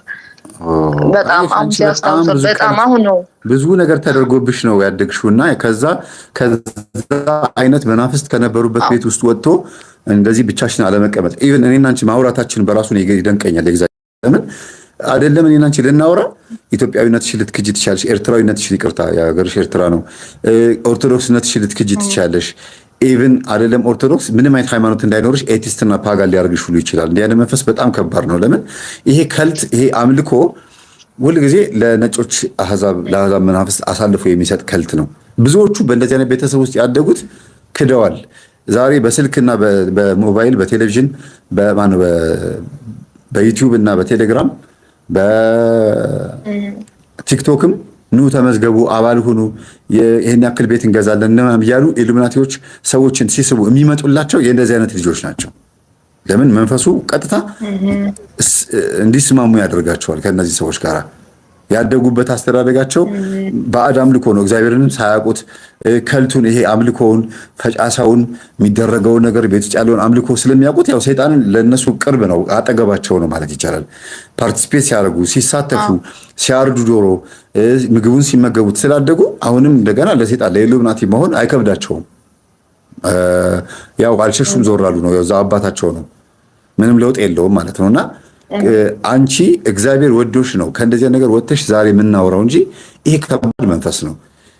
እናትሽ እንግዲህ ቡና ሲያፈሉ ጌጣጌጥ አድርገው ከሆነ አለባበሳቸውን አስተካክለው እንሾሽላ ተቀብተው ሄና ማለት ነው ተቀብተው ይሄን ሁሉ አድርገው ከሆነ ቡና የሚያፈሉት እላያቸው ላይ ያለውን ወንድ ዛር መንፈስ በጣም ነው የሚያከብሩት፣ ወይም ደግሞ በቃ ያገባቸውን መንፈስ ተንከባክበው ነው የኖሩት ማለት ነው።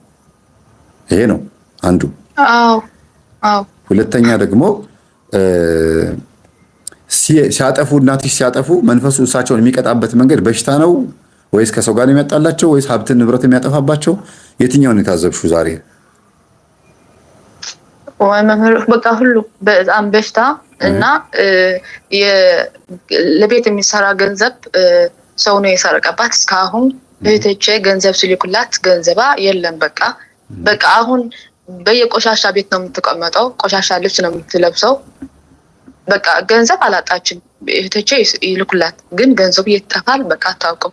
የሆነ ነገር የእሱ ትእዛዝ ካልሰማች በህመምና በንብረታ በሀብት በቃ በሱ ነው የሚቀጣት እና ደግሞ ያስፈራራታል። ደግሞ ልጅሽን እንደዚህ አድርጋታለሁ፣ ልጅ እንደዚህ አድርጋታለሁ ምናምን ብሎ ደግሞ ያስፈራራታል። በቃ አሁን ምንም የላትም። በቃ እንደ እብድ ነው አሁን የተቀየረች። ሰው ከኤርትራ ደውሎ ሲነግራል እናታችሁ እኮ እንደ እብድ ሆነች። በቃ የሆነ ነገር ወደ ቤት ሄጃ እና አንተ ሀማል በቃ መተት አለብህ ትላለች። ወደ በየቤቱ ሄጃ አንተ ወደ ፍተራ ሂድና በቃ ትፈውሳለህ። በቃ እንደዚህ ነው የምታወራው። በቃ እሱ የሾክሾካት አእምሯ መጥቶ ዛር እንደሆነ ሳይሆን መተት እንዳለባት ነው የምነግራት ሁሌ። አሁን ሁልጊዜ ደጋግሜ በትምህርት የማስተምረው ምንድነው ቤተሰቦች ይኸውላችሁ ለዚህ ህይወታችን ተጠያቂ 70% 60% በትንሹ 50% ቤተሰቦቻችን ናቸው ምለው ለዚህ ነው። የኛ አስተዋጽኦ አሁን ላለንበት ችግር ጥቂት ነው። ለምን ዛሩ አብሮት ስለተወለደና ከልጅነት ጀምሮ እየበላን እየጠጣን እየተቀባባን ስላደግን ድላችን የሚወስነው ይሄ ጉዳይ ነው። አሁን እህታችን ተመልከቷት።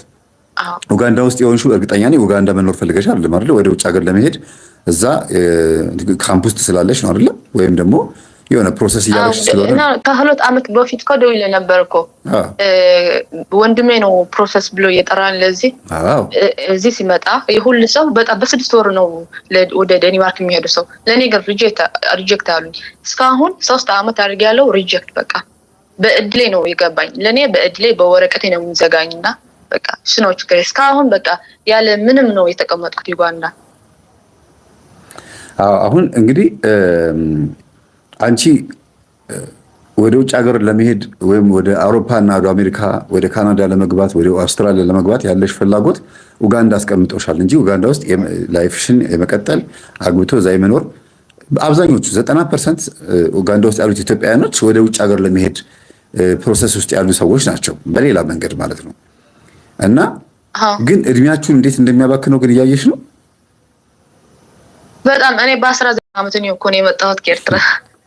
አሁን 6 ዓመት ሆነሽ ማለት ነው እንግዲህ 6 ዓመት በቃ አሁን መጋቢት ማለት ነው 7 ዓመት ሊሆን ነው።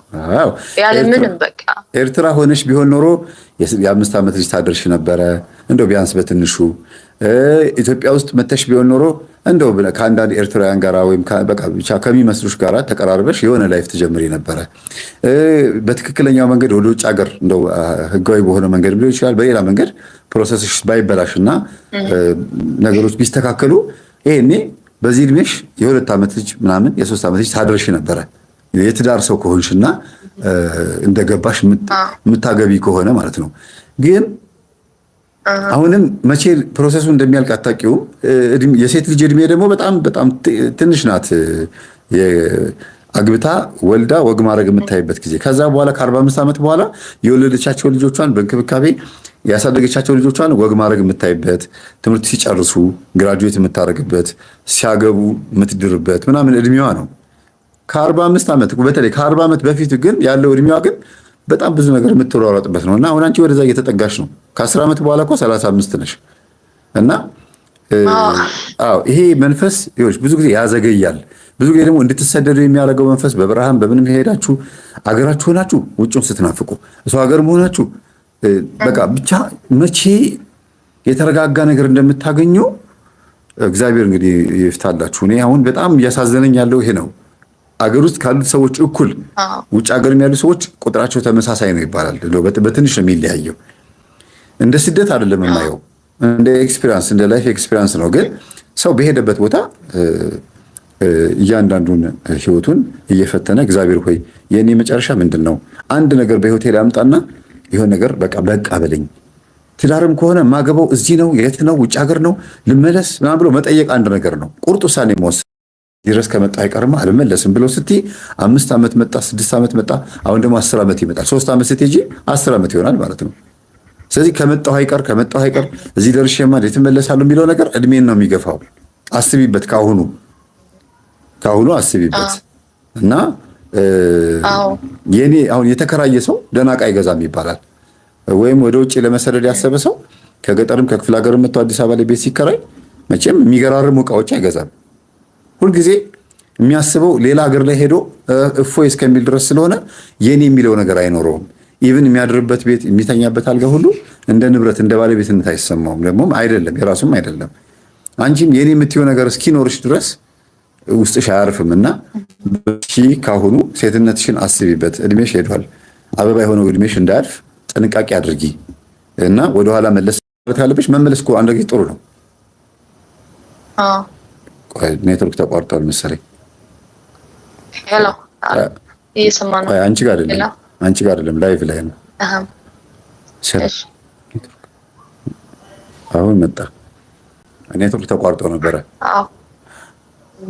እሺ እና አሁን ነምር ልጨርስልሽ ተቋርጦ ስለነበረ አንዳንድ ጊዜ ወደፊት መሄድ ብቻ አይደለም እኮ ዓላማን ለማሳካት ሂድ ግፋ ምናምን እየተባለ ሰውን ለዓላማህ ማንንም ሰው እንዳትሰማ ያሰብክበት እስክደርስ ድረስ ሁሉ ነገር በቃ ሪሊዝ እያደረክ እየተውክ ሂድ ምናምን ይላሉ። ግን አንዳንድ ጊዜ ዓላማን ለማሳካት የያዙትንም መልቀቅ ያስፈልጋል። የጨበጡትንም ራሱ ምንድን ያዝኩት ብሎ አይ ይሄ ነገር አያስፈልግም ብሎ መመለስ። ወደፊት መሄድ ብቻ ሳይሆን መሸሽ ራሱ ወደ ዓላማ ያመጣል። ለምን ያለ ዓላማ ወጥተን ከሆነ ዓላማ መስሎ ሊወጣንበትም ከሆነ አንዳንዴ መመለስም ወደ መፍትሄ ያመጣልና አስቢበት። እሺ በደንብ አስቢበት ይሄን ጉዳይ። እሺ መምህር። እሺ አሁን መምህር ምን ጠይቀህ እኔ የምቀርባቸው ሰዎች ማለት ነው። አንድ አለት የዚህ ባለቤቱ ኤርትራዊት ናት እና ከሳ ጓደኞች ጀምሮ ያለው ግን እናታ ከአስመራ ስትመጣ ልክ እንደ እናቴ ሆነ ነው ያገኘኋት። በቃ ቡን ስታፈላ ምናምን ሲጠይቃት ምናምን ሲጠይቃት እንደ እናቴ ነው ታምልካለች። አምልኮት ውስጥ ነው ያላች። አሁን ከጓደኞቼ ጋር ልጇ ችግር የለም። እሷ ደግሞ እኔ ቡን አልጠጣም ጁራሴማ ሄጄ እዛ ስለተውኩት አልጠጣም። ግን ለሷ አፈላታለሁ። ችግር አለ? ችግር አለ። አንደኛ መጽሐፍ ቅዱስ ይናገራል። አንተ እንዲደረግብህ የማትፈልገው ነገር ሰው ላይ አታድርግ፣ ልታደርገው የምትፈልገው ነገር ለጓደኛህ አድርግለት ነው የሚለው። ስለዚህ አንቺ የማትፈልጊውን ነገር ሰው ላይ እኔ አላመልከውም አንቺ አምልኪው ላስመልክሽ እኮ እንደማለት ነው። ለራስህ ሄደች እንደሚባለው ተቃራኒ ነው የሆንሽው፣ በአንጻሩ ነው የሆንሽው።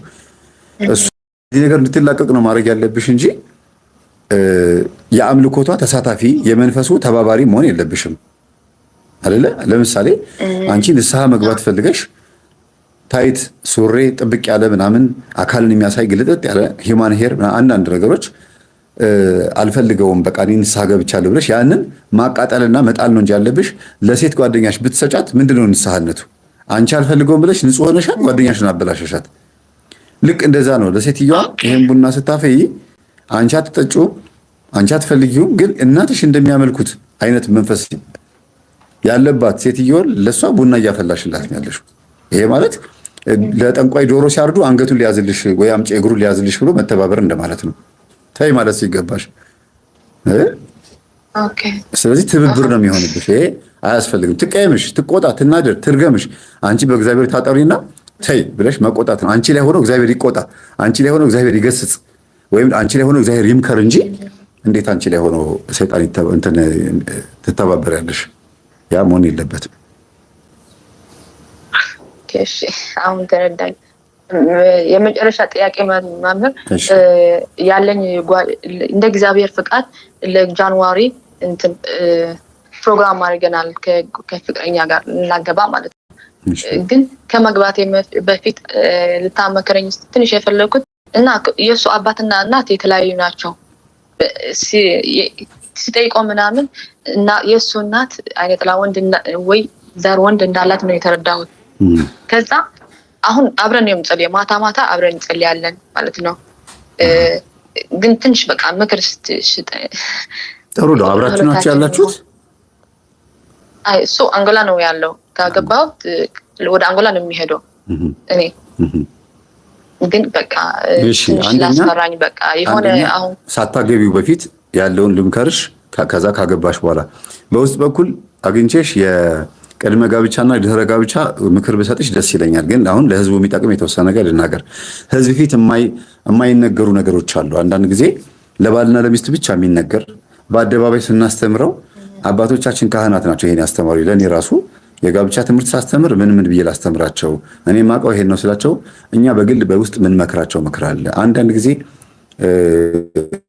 ሁለቱ ብቻ ከኛ ጋር ተስማምተው ከእግዚአብሔር ጋር እንዳይጣሉ እየተመካከረን የምናደርገው ነገር አለ ብለው አባቶች የሚመክሩን ነገር አለ። ገባሽ አይደለ? ስለዚህ ያንን በውስጥ መክርሻለሁ ገብቼ እናወራለን። ጃንዋሪ ማለት ጥር ላይ እንግዲህ ወደ ታህሳስ አካባቢ ላይ እንደዋወልና አሁን ሴቭ አደርገዋለሁ። የጋብቻ ትምህርት ከሚማሩ ሰዎች ጋር ስምሽን መዘግበውና ቴሌግራም ብዬ መዘግበው። በቴሌግራም ብቻ ወደ 10 ሰዎች መዝግቤያለሁ የጋብቻ ትምህርት ማስተምራቸው። ከነዛ ጋር መዘግብሽና አስተምርሻለሁ። አሁን ግን ለጊዜው መነግርሽ ምንድነው ከጋብቻ በፊት 2 ከጋብቻ በኋላ 2 ሐሳብ ልጠቆምልሽ። ከጋብቻ በፊት ምንድነው የባልሽን ጸባይ በደንብ ጠንቅቀሽ ወቂ። ባልሽ ደካማ ጎኑ ምንድነው? ጠንካራ ጎኑ ምንድነው? ምን ይወዳል? ምን ይጠላል? ቤተሰቦች ውስጥ ከየትኛው አይነት ዘር ቤተሰብ ነው የመጡት? እኔ እሱ ላይ ያለው መንፈስ እንዴት ነው ሊቋቋም የምችለው? እንደገና ተይ የሚለኝን ነገር አልተውም ብዬ ግትር የምልበትን ነገር ማቆም አለብኝ። እኔ ራሴ ባህሬ ከትዳር በኋላ መቀየር አለበት፣ መስተካከል አለብኝ ብለሽ ራስሽን የምትገሪበት ነገር መኖር አለበት። አንድ ባለቤትሽ አንቺ ሁለተኛ፣ ከጋብቻ በፊት ማለት ነው። በቃ አላስፈላጊ ከሴት ጓደኞችሽ ጋራ፣ ከእህት ከወንድምሽ ጋራ፣ ከሶሻል ላይፍ ጋራ የነበረሽን ጸባይ ወደ ትዳርሽ ይዘሽ መግባት የለብሽም። ትዳር ውስጥ ስትገቢ ለባልሽ ብቻ የሚመች ባህሪ፣ ጸባይ፣ ስብዕና ሊኖር ይገባል። ምናልባት እንኳን ሌላው መቅረፍ ካስቸገረሽ ባልሽ ድልሽ የሚገባና አንቺም ከሱ ጋር በሰላም ልትኖር የምትችይበትን የሆነ ሳይ መሆን አይደለም፣ ግን መለማመድ አለብሽ። እሱ ሲመጣ ሌላ ባህሪ፣ ሌላ ሰው ጋር ሌላ ባህሪ አይደለም፣ ግን እንደምንም ብለሽ የትዳር ባህሪ መውረስ አለብሽ። ይሄ ጸባይ ነው። የባልሽን ጸባይና የራስሽን ጸባይ በደንብ አድርጎ እንትን ማለት መግራትና ማስተካከል፣ ያንቺን ጸባይ ለሱ የሱን ጸባይ ለአንቺ እንዲመች አድርጎ ማስተካከልና መተው ያለብሽን መተው፣ ይዘሽ መቀጠል ያለብሽን መቀጠል ነው። ሁለተኛ ደግሞ ከጋብቻ በፊት ለአንድ መልአክ ለሩፋኤል ሊሆን ይችላል፣ ለምትወጁ መልአክ ትዳርሽን አሳልፈሽ መስጠት። ላገባ ነው፣ ትዳሬን አንተ ጠብቅ። እኔ የትዳር ውስጥ ገብቶ የሚረብሽ መተትም ዛርም ልክፍትም የቤተሰብ የእናት አባትም አስማንዲዮስም ሊሆን ይችላል። ከባለቤት የምትመጣ የዛር አይነት ጠልቶን ትችላለች። ምንም አይነት ነገር በትዳራችን ላይ እንዳይነኩ አንተ ጠብቅ፣ ትዳሬን ጠብቅ ብለሽ ሻማ አብርተሽ በቃ ትዳሬ ላይ ሾሜሃለሁ አንተ ጠብቀን ብለሽ ልክ ቅዱሳን አባቶች የተወለዱበትን ትዳር ማግኘት የምትችይበትን ነገር ማስተካከል ነው። ግልጽ ነው? ኦኬ፣ አዎ ግልጽ ነው። እና የኔ ጠባቂ መልአክ እንዴት ማወቅ ይችላል? ማለት እኔ ስላሴ አጋዕዝተ ዓለም ሁሌ የምትወጁ ታቦት ስላሴ ወዳለው እና ሩፋኤል እኔ ሁሉም የምወደው እንጃ ቅዱስ ሚካኤል ወዳለው ቅዱስ ገብርኤል እኔ ራሴ እኮ ሁሉንም ወዳለሁ፣ ግን ሩፋኤልን ወደዋለሁ። ለምሳሌ ሚካኤል ያሳደገኝ ነው። በቃ ማገለግለውም የትም ቦታ ሄድኩኝ። አሁን ራሱ ከነገ ወዲያ ቅዳሜ እሁድ ሰኞ በ17 በ18 በ19 ሲኤምሲ ሚካኤል የቤተክርስቲያኑን ገቢ የማሰባሰብ ኃላፊነት በእኔና በተርቢኖስ ሚዲያ ላይ የተጣለው በጣም ትልቅ አገልግሎት ነው ያለብን እና አይለቀኝም። ቅዱስ ሚካኤል የትም ቦታ ቢሄድ አይለቀኝም። በቃ ትሰራለህ። በቃ ቤቴን ታገለግላለህ። በስብከት ቤቱን አገልግያለሁ፣ በልማት ቤቱን አገልግያለሁ። ክፍለ ሀገር ገጠር ድረስ ሄጄ ጉራጌ ክልል ድረስ ሄጄ የሚያጋጥመኝ ሚካኤል ቤተክርስቲያን ነው።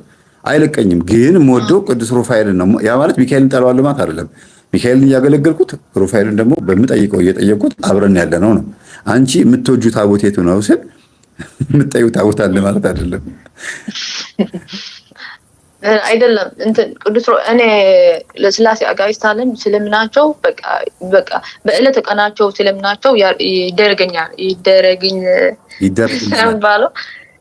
አዎ እና ለቅዱስ ሩፋኤል ደግሞ በጣም የሚማጸነው በጣም ማህፀኔ በጣም ከልጅነት የሚያመኝ ነበር እና ለማህፀኔ ጠባቂ ብዬ ደግሞ ልጆች ሲወልድ በአንተ ስም ነው ሩፋኤል ደግሞ እንድትማጸንኩት እስካሁን ቅዱስ ሩፋኤል ጸልያለሁ ማታ ማለት ነው። እና አንድ እንትን ማድረግ ይችላለሁ ጠላቴ እንዲያስረለኝ ለአንድ መልአክ መማጸን ይችላለሁ አይደል? እሱን እኮ ነው እያልኩሽ ያታሰሩ እንዲያስረለኝ። አዎ እሱን አሁን ለትዳር ብቻ አይደለም እኮ ለማንኛውም አይነት ነገር በአንቺ ላይ አንድ መልአክ መሾም አለብሽ። ያ መልአክ ቤት በገባሽ በወጣሽ ቁጥር ተኝተሽም ይጠብቅሻል። በቃ ኃላፊነት ትሰጫለሽ። ከዛ በወር ሻማ ታበሪያለሽ፣ ለዛ መልአክ ትታመኛለሽ። መታመን ማለት ነው እግዚአብሔር የማይወደውን ነገር አለማድረግ ይላል እኮ መጽሐፍ ቅዱስም ይቅር አይልምና አታስመርሩት። የእግዚአብሔር መልአክ እግዚአብሔርን በሚፈሩት ሰዎች ዙሪያ ይሰፍራል ያድናቸውማል ይላል። አዳኙም መልአኩ ነው፣ የሚሰፍረው መልአኩ ነው። ግን እግዚአብሔርን በሚፈሩ ሰዎች ዙሪያ ይሰፍራል ነው የሚለው። አየሽ፣ መላእክቶቹ እግዚአብሔርን ስታከብሪ ያከብሩሻል፣ ቃሉን ስታከብሪ ያከብሩሻል፣ በአንቺ ዙሪያ ይሰፍራሉ፣ ያድኑሻል። ስለዚህ እንደ እግዚአብሔር የእግዚአብሔር እንደራሴዎች ስለሆኑ መሾም አለብሽ ላይሽ ላይ። ስራቸው መላላክ ነው፣ መልአክ ነው ስራቸው። ስለዚህ ይሄንን አርጊ። ሌላው አቋርጠሽ ነው እንጂ ይሄ ቅድመ ከትዳር በፊት ምን አርጊ አልኩሽ? መጀመሪያ ምን አልኩኝ? ጠባይ ማወቅ አለብኝ። እሺ፣ ቀጥሎ ደግሞ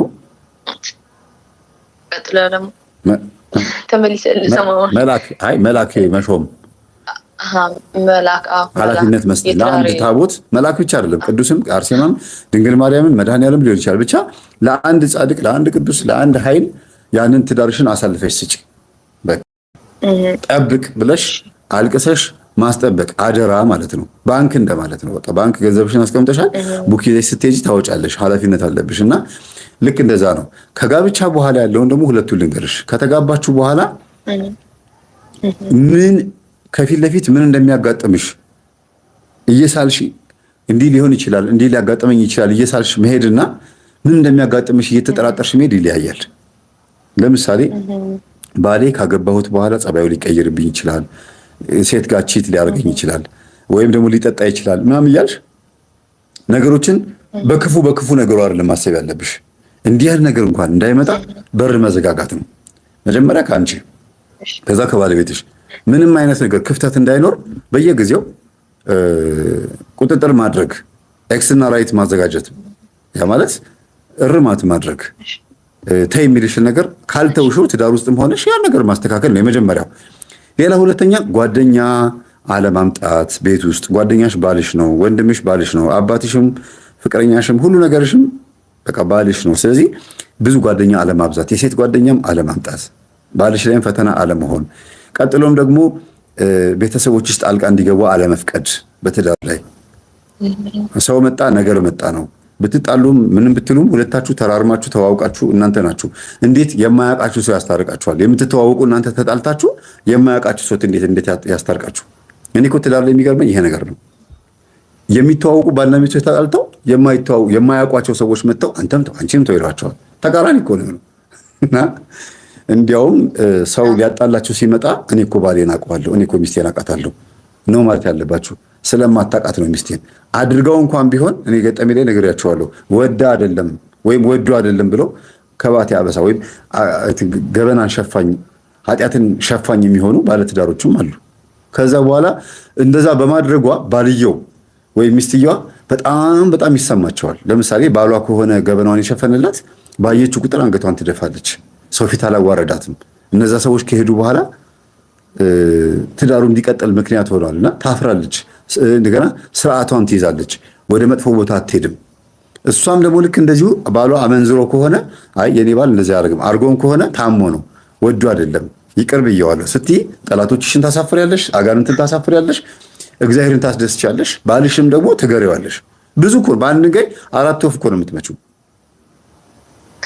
ስለዚህ ይሄ በጣም ትልቅ ወሳኝ የሆነ ነገር ነው። ከትዳር በኋላ ያለው ነገር በፍጹም በእናንተ መካከል መግባት የለበትም። የቤት ሰራተኛ እንኳን ራሱ በሚመጣበት ሰዓት ሁለታችሁ መቼም አትቀጥሉም። ኢትዮጵያም ኤርትራም ብትሄዱ የሆነ ቦታ ብትሄዱ ደባል የሆነ ሰው ያስፈልጋል። ልጅ ይመጣል። ልጅሽንም ደግሞ የሚይዙ ቤተሰብ ሊመጡ ይችላሉ። አይታወቅም ነገ ከነገ ወዲያ። ያ በሚመጣበት ሰዓት አንቺና እሱ ክሎዝድ መሆን አለባችሁ። ምንም አይነት ነገር ሚስጥር የምታባክኑ በአንቺ የባለቤትሽን ጸባይ ለእናትሽና ለቤተሰቦችሽ አለመንገር። እንዴ ምን እንድታደርግልሽ ሊያውም አጋንንት መንፈስ ላለባቸው ላልገባቸው ሰዎች ባሌ እኮ እንደዚህ ያደርገኝ እንደዚህ ሆኖ ስትያቸው የባሰ ሌላ ችግር ውስጥ ነው የምትገቢው። ምክራቸው ጥሩ ላይሆን ይችላል። ስለዚህ የእሱን ደካማ ጎን አለመናገር፣ እሱም ደግሞ የአንቺን ደካማ ጎን እንዳይናገር መነጋገር። በቃ እኔ ማስተካከል ካለብኝ ተቆጥተኸኝም በጣም ከባሰብኝ ደግሞ መተኸኝም ቢሆን አስተካክለኝ እንጂ በፍጹም ሰው ፊት እንዳትናገረኝ። እኔም ደግሞ አንተን ማስተካከል ያለብህን እነግርሃለሁ። እማትታረም ከሆነ ለእግዚአብሔር አሳልፌ እሰጥሃለሁ። እንደዚህ ነው መባባል ያለባችሁ። በቃ ይሄ ነው። መቼም ረጅም ሰዓት ነው። ወደ 1 ሰዓት ከ14 ደቂቃ ነው ከአንቺ ጋር የቆየ ነው። ምንም ያልባከነ በጣም ቆንጆ ጥፍጥ ያለ ጊዜ ሰዓት ነው የቆየነው። እንዳንቺ ቆንጆ ጥያቄ ጠይቆ ጥሩ ሰዓት ያሳለፉ እህቶቻችን አሉ፣ ግን ያንቺ ለየት ይላል። ስለዚህ እግዚአብሔር ይስጥሽ፣ ተባረኪ። መልካም ትዳር። ሩዝ ጋማ ብያለሁ እንግዲህ አመሰግናለሁ። ግን ከመዝጋታችን በፊት አንድ እኔ ከቤተሰቤ በቃ እንትን ከቤተሰቤ ጋር ሰላም የለኝም። ወንድሞቼ ምናምን ትቼ ውጭ አሉ፣ ግን በቃ ከኔ ጋር ማውራት አይፈልጉም። እና አንድ ደግሞ አለ 6 ዓመት ከኤርትራ ከመጣሁ በኋላ ከኔ ጋር መደወል አይፈልግም። በቃ ብሎክ አድርገኛል ማለት ነው። እና ብቻዬ ነው የምጋዘው። እናቴ ሲደውል ጥሩ ነገር አልሰማም፣ እንጣላለን ማለት ነው። በቃ እኔ ሰላም ስለፈለኩት በቃ ሌላ ሰው ሲመለከት ሲዞጉ ሲጫወቱ እንደ እህት ወንድም ምናምን በጣም ይሰማኛል። እኔ በቃ ብቻዬ ነው የሚኖረው። ገንዘብ ብቻ ይልኩ፣ ከዛ ገንዘብ እቀበላለሁ፣ አላወራም፣ እንደ እህት ወንድም አልስቅም። ይሄ ነው ትንሽ የቸገረኝ። ብቻዬ ነው በቃ ያለሁት። ቤተሰቤ አንድ ፕሮቴስታንት ናት፣ አንድ ደግሞ እንደ እናቴ ነው። በቃ ባል ምናምን እየተጣላች ምናምን ልጆቿ የምትወልደውም በጣም በቃ በማሰርት ሰይጣን ነው ያለችው። እና በቃ ለቤተሰቤ እንዴት መቆጣጠር ይሻላል? አሁን እውነት ለራሴ አልተቆጣጠርኩም እና መንፈሱ ግን ትንሽ በቃ ከቤተሰቤ ጋር ከእናቴ ምናምን እንዴት መቀራረብና በመሀላችን ያለ ጠላታችን ሰይጣን እንዴት ተቆጣጠረ ሰላም አድርጋለሁ። በጣም ጥሩ ጥያቄሽ፣ አሪፍ ነው። ሙሉን በብዛት በውስጥ በኩል እነግርሻለሁ፣ ግን እዚህ ጋር ለህዝቡም ትምህርት ስለሚሆን የጠየቅሽን ጥያቄ ለህዝብም እንዲጠቅም ነው መልሱን በህዝብ ፊት የተወሰነ መልስልሽ። ለቤተሰቦችሽ አንደኛ መጸለይ፣ ሁለተኛ መምከር፣ ከዛ በኋላ በቃ ከዚህ ውጪ ያለፈ ነገር ጭቅጭቅ አያስፈልግም፣ መናደድ አያስፈልግም። የራሳቸውን እየኖሩም ያሉ ሰዎች ናቸው። አንቺ የራስሽን ህይወት 90 እና 80% በደንብ እየኖርሽ የተቀረውን 10%ን ደግሞ ለቤተሰቦችሽ ደግሞ በምክርና በጸሎት ብቻ በማገዝ የምትኖሪው። ለምን የባሰ ሌላ ፈተና ነው የምታመጪው? ለምን መከርሻት? ለምን አይደለም? ለምን ጸለይሽና መከርሽ አይደለም? እንደው ጨሌውን ጣይ ብለሽ እናትሽን ብትመክሪ ማለት ነው እሳቸው ላይ ያለው መንፈስ ወይም ደግሞ ለምን ቡና ፈላሽ፣ ለምን እንደዚህ አደረግሽ ብትመክሪያቸው ያ መንፈስ ይመጣና አንቺን ሊጎዳሽ ይችላል። እና አትበይ ማለት አይደለም በእርግጥ ግን ያም እንኳን በጸሎት እየታጠርሽ ስለሆነ ነው። በስግደት በተለያዩ በሃይማኖታዊ ስርዓቶች ስለምትታጠሪ ነው እንጂ በመምከርሽ ብቻ እንኳን ጥቃት ሊያደርስ ይችላል። ስለዚህ ብዙ ያን ያክል በጣም ጥልቅ ገብቶ ቤተሰብ ጋር ፍልሚያ ውስጥ መግባት የለብሽም። ህይወትሽን ሚዝረብል ነው የሚያደርገው፣ ዝብርቅርቅ ነው የሚያደርግብሽ። ስለዚህ በተቻለሽ መጠን የራስሽን ህይወት 90% እየኖርሽ እናትሽን ሰላምታ፣ ፍቅር ሳትነፍጊያቸው፣ ሳትቆጪ እኔን የማውቀው ሳትይ ያየሁትን ያወቅኩትን ነገር ይወቁ እንጂ እነሱ ያለን ያይዱን የሚባል አስተሳሰብ አቆመሽ በትክክል በቃ እየመከርሻቸው፣ እምቢ ካላቸው ደግሞ እያገዝሻቸው አይደለም። እነሱ አንቺ ራስሽ እየተፈተንሽ አይደለ? ስለዚህ ፈተናው እንኳን ላላወቁት ላወቅሽ አንቺ እንኳን ፈተና ከሆነ እያዘንሽላቸው ነው መሆን ያለበት። እጭ ምን አይነት እንደው በቃ አይረቡም ምናምን እያልሽ ሳይሆን ወደው አይደለም እኮ እኔም እንኳን እየተፈተንኩ ነው እያልሽ እያዘንሽላቸው ነው መሆን ያለበት ብዬ አስባለሁ። እኔ አንድ ነገር የቀረኝ ነበር። ለ6 ወር ቅሩብ ያለው ብላ እናቴ አታለለችኝ። ከዛ እኔ ያወቅኩት ሲደውላት የቅሩብ ሰብ የማይናገር ነገር ነው የምትናገረኝ። ከዛ በጣም በቃ ደነገጥኩና አለቀስኩት። ስልኩ ሲዘጋት ለእህቴ ደውላ እኔ ለእንትን ለውዳሴ ማርያም በቃ አታለልኩት፣ ዋሽቼ ነገርኳት ቅሩብ ብዬ፣ አሁን ግን አልቀረብኩም ብላ ተናግራለች። አሁን መንፈስ ነው እንደዚህ ዝብርቅርቅ የሚያደርገን እና ወይስ እሳ በራሱ ነው ተመልሳ እንደዚህ የተናገረች? ይሄን ለማወቅ ይከብደኛል። ዞሮ ዞሮ የውሸት ከዋሹ ያው አጅሬው አለበት፣ የሰውም አስመሳይነት አለበት። መንፈስም ቡዳም አስመሳይ ነው። ዞሮ ዞሮ እናትሽ ላይ ያለው ቡዳ መንፈስ ከሆነ ያው ድራማ ይሰራል። አስመሳይ ነው ብዬ ሁሌ ነው የምናገረውና ያ ሊሆን ይችላል። ግን ሰው ሁልጊዜ ሽንፈት ስለማይወድ ለጊዜው አንቺ እንዳትቀየሚና እንዳይከፋሽ ሊዋሹሽ ይችላሉ። እስካልገባቸው መጽሐፍ ቅዱስም ወንጌልም መንፈሳዊ ሕይወትም እስካልገባቸውና እስካልተረዱት ድረስ ሁሌ ሲያታልሉሽ እንደታዘብሻቸው ትኖራላችሁ። ልክ ሲገባቸው ግን ይቅርታ ነው የሚሉሽ፣ ሌላ ምንም አይሉ እና ነገሩን በቀላል ለፊው እንደ ከባድ አትዩ። መምህር ቅርታ ጁራ አርሴማ ሱባኤ ምናምን 3 ጊዜ ምናምን ገብቼ ነበር፣ ግን ቡና አይጠጣም አሉት። እኔ እዛ ኢንፎርሜሽን ሲናገሩ አልሰማሁም፣ ግን እንደማይጠጣ ነው የሰማሁት። ከዛ ደግሞ 3 ዓመት 4 ዓመት ምናምን ሆነብኝ ከተውኩት። ማለት ይቅርታ ትርጉም አለው። ሰው በጣም የሚያስጨንቀኝ ለምን አይጠጣም፣ ለምን አትጠጪም? እኔ ጁራ አርሴማ እንትን ሱባኤ ገብቻለሁ አይጠጣም ሲላቸው እሺ ምክንያት ምንድነው ብሎ አስቸገሩኝ። እኔ ራሴ አላውቅም፣ ለራሴ እና ላውቅና ቡና ስለ ቡና ነው ማወቅ የፈለግሽው ወይስ ስለ አንቺ ነው? ስለ ቡና ለምን አይጠጣም እዛ ጁራ አርሴማ የተናገሩት።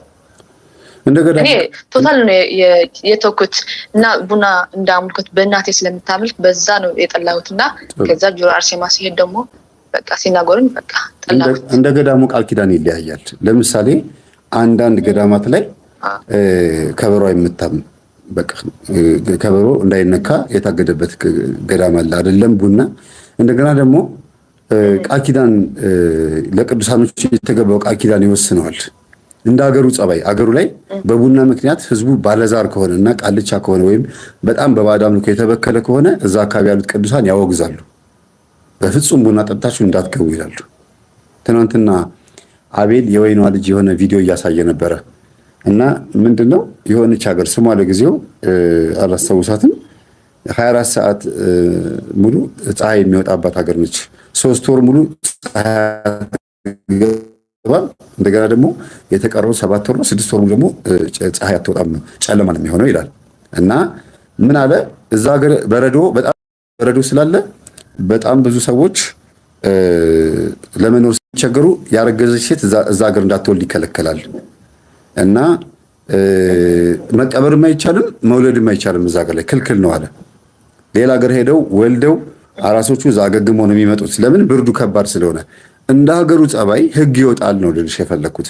እንደገና ደግሞ በየቤታቸው ሲገቡ ፈረንጆቹ ጫማ አውልቀው ነው ቤታቸው የሚገቡት።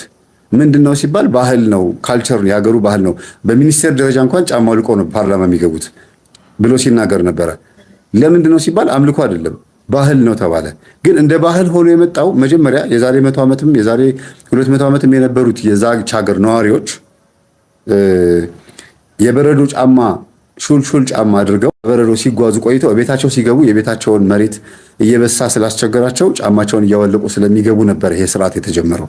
አሁን ባህል ሆኖ ስርዓት ሆኖ ቀጠለ ተባለ እና አንዳንድ ባህሎች ወይም አንዳንድ ባዕድ አምልኮች ወይም አንዳንድ ስርዓቶች ከቀደመው ዘመን በፊት ጀምሮ ለሆነ ችግር ሶሉሽን ለሆነ ነገር መፍትሄ ሆኖ የመጡ ነገሮች ናቸው። ገብቶሻል አይደል? የምናገረው ግልጽ ነው የኔ እህት? አዎ ግልጽ ነው።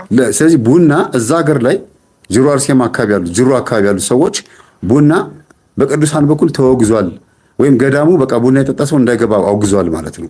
ይሄ ቅዱሳን ቃል ኪዳን የድንግል ማርያም የአርሴማም ቃል ኪዳን ሊሆን ይችላል። ጭራሽ ቡና የማይጠጣበት እንደገና ደግሞ ቡና የሚጠጣበት ገዳም ደግሞ አውቃለሁ እኔ። ጭራሽ ቡና ተፈልቶ እንደገና ገለባው ራሱ የቡናው ገለባ ተፈልቶ በስኳር በማር ተደርጎ የሚጠጣበት ደግሞ ገዳም አለ። የሚገርምሽ ወደ ጅማ መስመር ስትሄጂ፣ ወደ ሀረር መስመር ድሬዳዋ መስመር ስትሄጂ ጭራሽ ቤተክርስቲያን የቡና እርሻ ሁሉ አላት። የቡና እርሻ ገድላት ላይ ድርሳናት ላይ ስትገቢ ደግሞ አንዳንድ የአባቶቻችን ገድል ላይ ለምሳሌ ዜና ስላሴ ላይ ታምረ ጽዮን ድርሳነ ኪዳነ ምሕረት የአባታችን አቡነ ዘራብሩክ ሌሎችም እንደዚህ አምጡልኝማ የቡናን ያወገዙ አባቶቻችን የነዚህ ሁሉ ቅዱሳን አባቶች ላይ ደግሞ ቡና ተወግዟል። ቡና ብቻ አይደለም ጫትም ተወግዟል፣ ትንባሆ ሲጋራም ተወግዟል። እነዚህ ሁሉ ተወግዘዋል። ግን በእርግጥ ጫት ይቃማል አይቃምም ወይም ሲጋራ ይጨሳል አይጨስም ክርክር አይደለም። ከቡና ጋር በተገናኘ ግን ብዙ ክርክር ስላለ ቤተክርስቲያን በዚህ ጉዳይ ላይ በቂ የሆነ መልስ እየመለሰች የሰባኪው የግል ሐሳብ እንጂ እየተንጸባረቀ ያለው የቅዱሳንን ገድል የእነዚህን አባቶች ድርሳን ወይም ገድላቸውን ምክንያት አድርጎ እየጠቀሰና ያስተማረ አንድን የቴዎሎጂ ተማሪ ወይም የትኛው ማህበር ሰባኪን ያላየሁም። የራሱን ሐሳብ ነው የሚያንጸባርቀው፣ የራሱን ፍላጎት ነው የሚያንጸባርቀው። አባቶችም አስረግጠው አዎ እንዳጠጡ አላሉም። ለምን ይጠጣሉ ራሳቸው። እና ከባድ ነው ይሄ በቡና ጉዳይ ላይ። እንደ ገዳሙ ግን ይለያያል፣ እንደ ቦታው ስርዓት ግን ይለያያል። ሰምተሽኛል የምናገረው? አዎ አቡነ ዘራብሩክ ሌላም አባቶች አሉ እንደዚህ ቡናን ያወገሱ። ድርሳነ ራጉኤል ላይም ይላሉ። እሱን በእርግጥ አላየሁትም፣ ግን ሌሎች ዜና ስላሴ ልክ ነው፣ ቅድም ጠቅሼዋለሁ። አባ መባ ጽዮን ነው አይደል? አባ መባ ጽዮን ላይ ድርሳነ መድኃኔዓለም ማለት ነው። እንዲህም አለ። አንድ እናት አንድ ሴትዮ የልጅ ልጃቸው ጥያቄ ጠየቀቻቸው። እማማ ለምንድን ነው መጥበሻ ላይ አሳውን ጭንቅላቱንና ጭራውን ቆርጠው ወገቡን ብቻ የሚጠብሱት፣ ጭንቅላቱንና ጭራውን ደግሞ ለብቻው የሚጠብሱት ለምንድን ነው ብላ ጠየቀቻቸው አያቷን።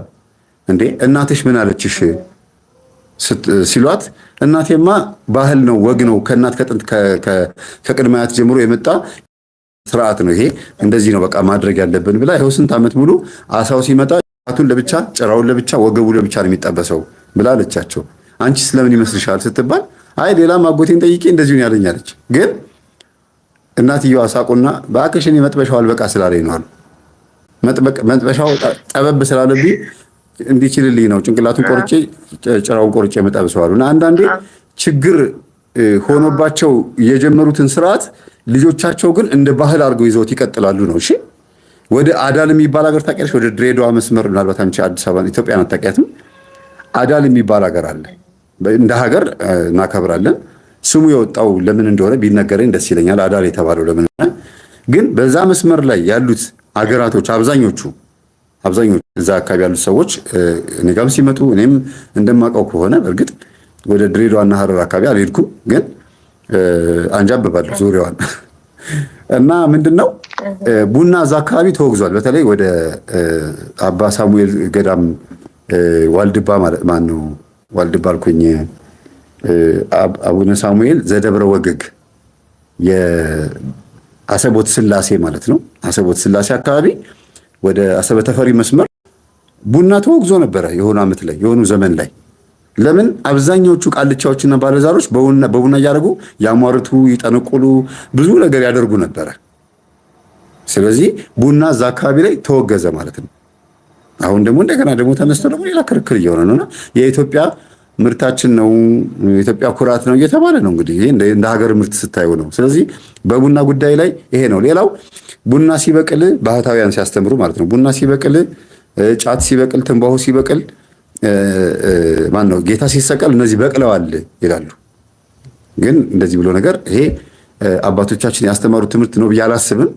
ይሄንን ነገር ከምን አንጻር እንደሆነ አባቶች ቢያብራሩልን ደስ ይለናል። ለምን አንድ ጊዜ ኢየሱስ ክርስቶስ አካላዊ ቃል በነበር ዓለምን ሲፈጥር ከአብ ሲወለድ ማለት ነው ይሁን እያለ ምድርን ሲፈጥር የመጀመሪያ ልደቱ እሱ ነው የሚባለው። እንግዲህ የጌታ ልደት ሁለት ልደት ነው ያለው። አንደኛ ከአብ የወጣበት ነው፣ እሱም ዓለምን ለመፍጠር የተናገረበት ነው።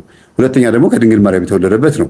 ያኔ በማክሰኞ ቀን ስነ ፍጥረታት ሲፈጠሩ ትንባሆም የሲጋራ ቅጠልም የጫት ቅጠልም የቡና ፍሬም በቅሏል። ያኔ ጨርሷል። እንደገና የተፈጠረ ፍጥረት የለም። ከማክሰኞ ወዲያ ራሳቸው ናቸው እየተባዙ አዝርዕቶቹ ምድር ላይ ብዙ ተባዙ ስለተባሉ የመጡት እንጂ አዲስ የበቀለ ፍጥረት የለም ብዬ ነው የምለው። ግን ምናልባት የሚያስረዳኝ የሚያስተካክለኝ ሰው ካለ ልታረም ዝግጁ ነኝ። በዚህ ጉዳይ ላይ አባቶች ምንም መልስ ስላልሰጡ ከሰጡም የግል አመለካከታቸውን የሚሰጡት እንጂ ሊቃውንት ተሰባስበው ይሄ ነገር እንዴት ነው ብለው ቤተክርስቲያን ከቡና እርሻ ትውጣ ቡና ተወግዟል ማለት የሚችሉ ከሆነ ነው እንጂ ሁሉም የራሱን ሀሳብን የሚያንጸባርቀው ይሄን ይመስላል። ወደ መንፈሱ ስመጣልሽ ግን ቡና የተወገዘበት አንዱ ምክንያት ሰይጣን ስለወደደው ነው። ድሮ ቡና የሚጠጣ የነበረው ቡና ተቆልቶ አልነበረም፣ ተቀቅሎ ተጨፍጭፎ ነበረ። በውሃ ነበረ። ያ ውሃ ነበር የሚጠጣው። ያንን ሲጠጡት ሙሉ ቀን 100 ሻማ አምፖል ሆሮ ነው የሚውሉት አይናቸው ፏ ብሎ። እሱም ደግሞ የሚያደርጉት የነበሩት የገዳም አባቶች ምናምን ይላሉ። ወደዚህ ስትመጪ ደግሞ ጫቱም ልክ እንደዛው አይንን ሙሉ ቀን እንግዲህ እንትን ለማለት ነው። የጫት እንኳን ብዙ ነው ታሪኩ። ለበሬ ተብሎ የተፈጠረ ነው። ገበሬው በላው። በሬና ገበሬ አብሮ በሉት ነው የተባለው። ወደ ቡና ስትመጪ ግን ቡናን ቆልቶ አሳርሮ ጥቁር አድርጎ ጠቋር የራሱን መልክ አስመስሎ ማፍላት የጀመረው የዛሬ 200 ዓመት የዛሬ 100 ዓመት አካባቢ ነው። ከጥንት ጀምሮ እንደዛ አልነበር እንደ ታሪኩ እንግዲህ እንደሚነገረው ከሆነ። ስለዚህ አቦል ጀባ የሚባለው ነገር ራሱ ስም የመጣው ያጋንንት ስም ነው። ፕሮሰሱ አካሄዱ። ሻይ ሲፈላ ለምን ሳር አይጎዘጎዝም? ወተት ሲፈላ ለምን ዕጣን አይጨስም? ለቡና ብቻ ይሄ ሁሉ ሴሪሞኒ ምን አስፈለገው?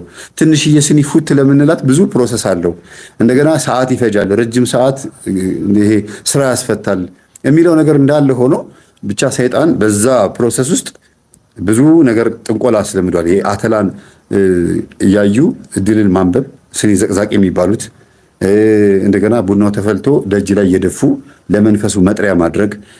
የዛር መንፈስ በእባብ መልክ ሲገለጥ መጥቶ ቡና ሲፈላ ከሲኒ ውስጥ ቡና ጠጥቶ ነው የሚሄደው። ሻይ አይጠጣም ወይ ወተት አይጠጣም። ስለዚህ ቡናና ዛር መንፈስ፣ ቡናና አጋንንት በጣም የተቀራረቡ መብልና መጠጥ አንድ ሳንቲም ሁለት ገጽታዎች ናቸው። ለዚህ ነው አጠጡ የሚባለው። ይሄ ነው።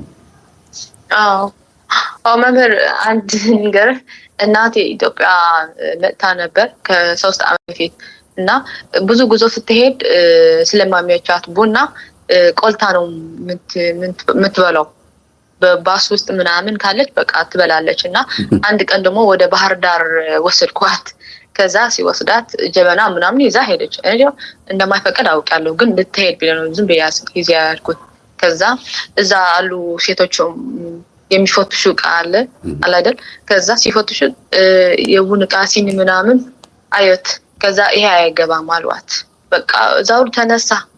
ሲነሳ በቃ እኔ እጄ እገባለሁ አለ።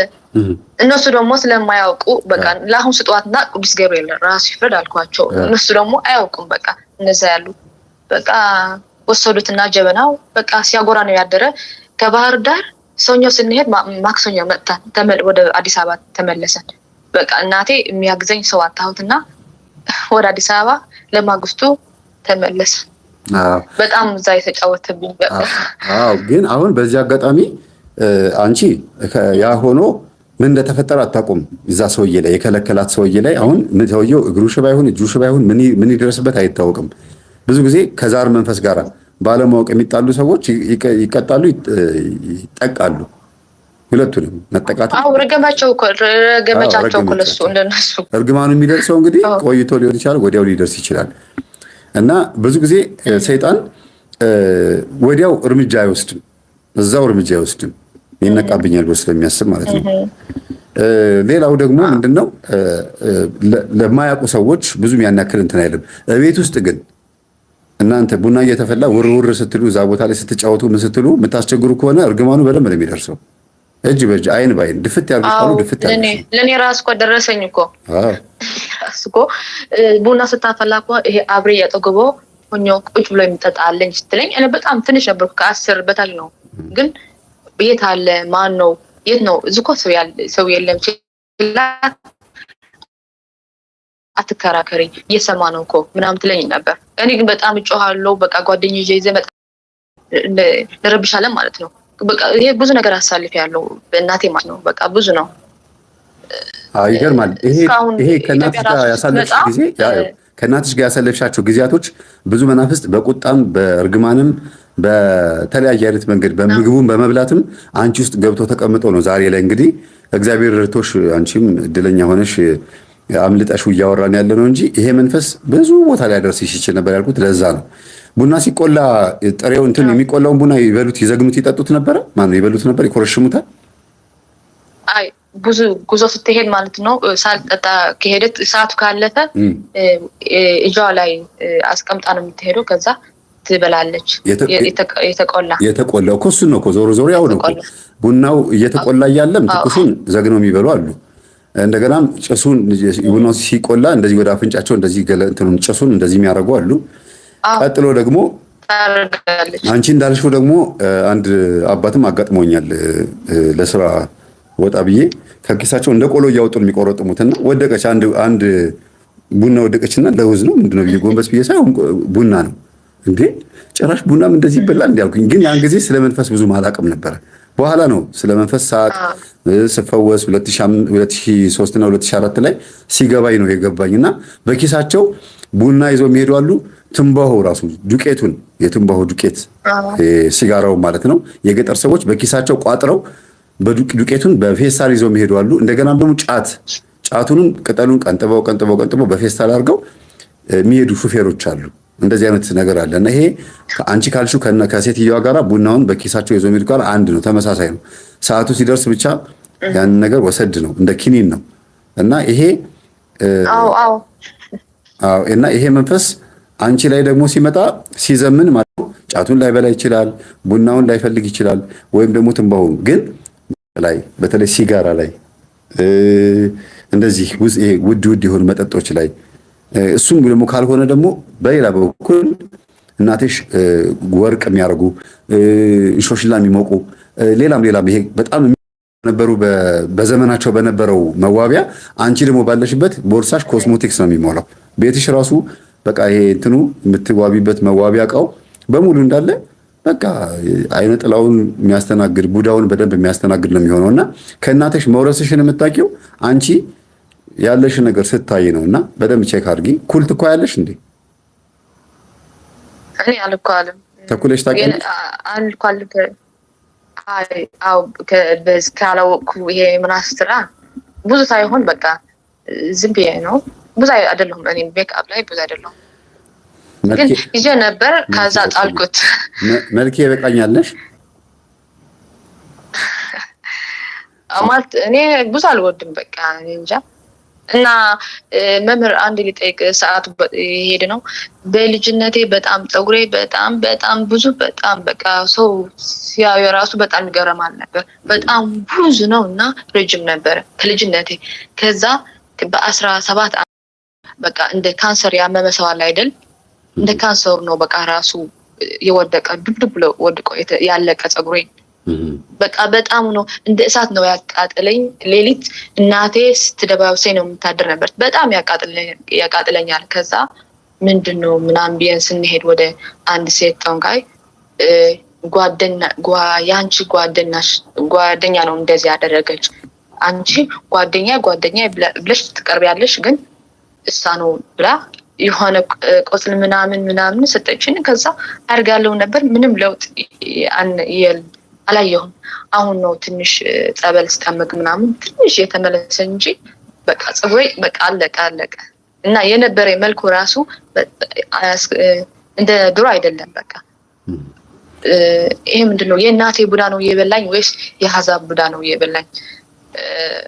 መጀመሪያ እኮ የእናትሽ ቡዳ እኮ አለ፣ አብሮ የተወለደውም እያየሽ ያደገውም አለ። ግን የአህዛቡን መንፈስ የሚሰበስበው እሱ ነው ትልቁ ጉዳይ። ቡዳ ዛርም ሊሆን ይችላል። አዎ እሷ ግን ምን ትለኝ ነበር? ቅርታ ፀጉርሽን ተሸፈኒ ሰው ያየሽ ነው እንዳትበሊ ምናምን ትላለች ነበር እሷ። ጥሩ እኮ ነው ሀሳባቸው። ግን እኔ ያየሁትን ማንም አይብኝም ሊሆን ይችላል እና አንዳንድ እናቶች ልጆቻቸውን የጠቀሙ መስሏቸው በተለይ እንዲህ አይነቱ መንፈስ ሀብታም ሆነው ገንዘብ ሲይዙ ቤት ሲገዙ ግቢ ምናምን ሲኖራቸው ልጆቻቸውን ወደ ውጭ አያስወጡም። እነሱና ልጆቻቸው ብቻ ግቢ ውስጥ ይኖራሉ። እርስ በርስ ነው እዛ የሚሆኑት እና ማንም እንዲያይባቸው የማይፈልጋሉ። ኢቭን በመንደር ውስጥ እንኳን ራሱ አይደለም ግቢ ያላቸው በጣም የድሃ መንደር የሚባለው ውስጥ ከቤት የማይወጡ ልጆች ያሏቸው እናቶች አሉ። ልጆቻቸው ወደ ውጭ አያስወጡም። ለምን? ራሳቸው በቡዳ ስለበሏቸው ልጆቻቸውን አያስወጡም። ማንም ሰው እንዲያይባቸው አይፈልጉም። ገባሽ አይደለም? ግቢ ያላቸውና መንደር እኮ ነው ተራ በቃ በጣም ቤቶቹ ጥብብቅ ያሉ መንደሮች ውስጥ ሆኖ በቃ የቤት አይጥ ነው የምትሆነው ልጆቻቸው። ሴት ከሆነች ወንድ ከሆነ ልክ እንደዚሁ በቃ ፈሪ ሆኖ የሚያድገው እንዳለ ሴትም ከሆነች ኢቭን በቃ ሽንት ቤት ለመሄድ መከራ ነው። በቃ የጋራ ሽንት ቤት ካለ በቃ መከራ ነው መከራ። እንዲህ አይነት ይሄ ራሳቸው በቡዳ በልተዋቸው ልጆቻቸውን ከዛ ሰው እንዲያይባቸው አይፈልጉም።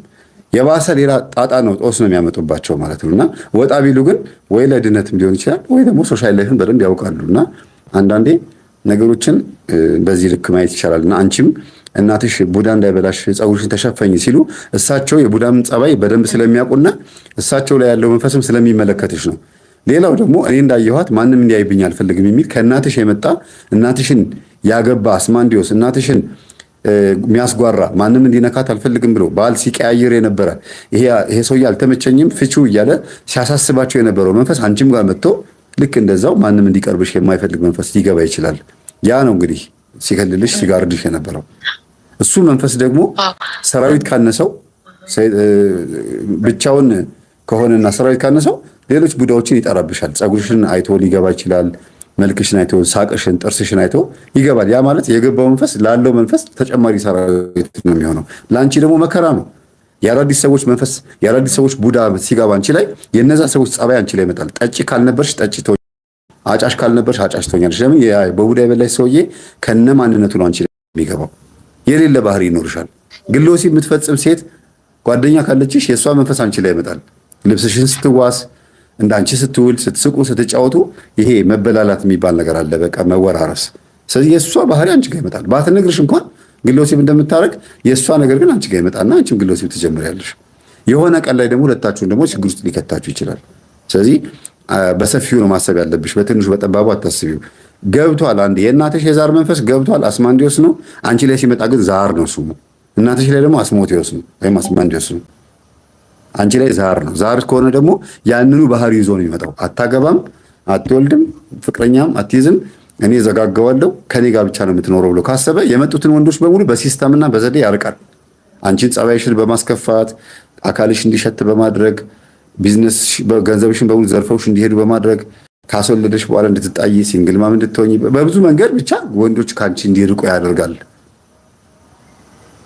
ግልጽ ነው። አብራርቼ በጣም ሰፋ አድርጌ የምነግርሽ ጥያቄዎቹ እንዲጠቡ ነው። የምትጠይቂያቸው ጥያቄዎች ጠበብ እንዲሉ ነው። አሁን ወደኋላ መለሰሽ እንደገና በጣም ዲቴል እየገባሽ ነው ያለሽው። ለምን እናትሽ ላይ ያለው ዛር መንፈስ ነው ሌሎቹን የሚሰበስበው እያልኩሽ ነው ያለሁት። ሰብሳቢ ነው። እሺ ከ6 ዓመት በፊት ማለት ነው ወደዚህ ስመጣ ወደ ኢትዮጵያ ስመጣ ምን ጠየቀን መሰለህ? ለደፍተራ ሄደን እናቴ ማለት ነው በቃ የስታ ካስተመር በቃ በለው ሁሌ የሆነ ነገር ስትሆን ወደዛ ነው የምትሄደው። ከዛ ለልጄ ወደ ኢትዮጵያ ወስዳታለሁ አለች። እንዴት ነው መንገድ ምናምን ብላ ስጠይቀው አልገባኝም ይቅርታ። እሺ ወደ ደፍተራ ሄደን ነበር ወደ ኢትዮጵያ ሲመጣ ከ6 ዓመት በፊት እና ወደ ደፍተራ ስትሄድ ጥያቄ ጠየቀችው። አሁን ለልጄ አድረሳታለሁ ወደ ኢትዮጵያ መንገዱ እንዴት ነው ጥሩ ነው ምናምን ስትለው ትሄድ ችግር የለም አላት እና ፀጉሬ ደባበሰኝና ምራቁ ተፋብኝ ፀጉሬ ላይ እና ከዛ 1000 በእኛ በኤርትራ ደግሞ ብር ሰጠኝ። በቃ ሂጂ አለኝ። የሱ ነው አሁን ሁሉ ነገር ዝግግት ያደረገኝ ወይስ የእናቴ?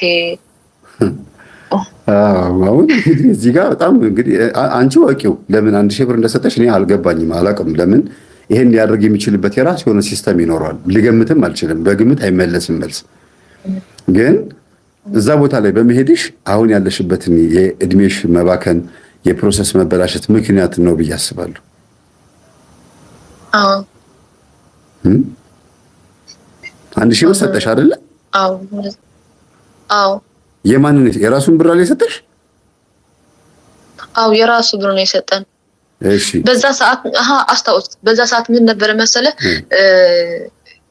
እናቴ ገንዘብ ሲመጣት አይበርከትም። በቃ ምን እንደሚወስደው እኔ እንጃ፣ የራሳ መንፈስ ይወስደው ማለት ነው።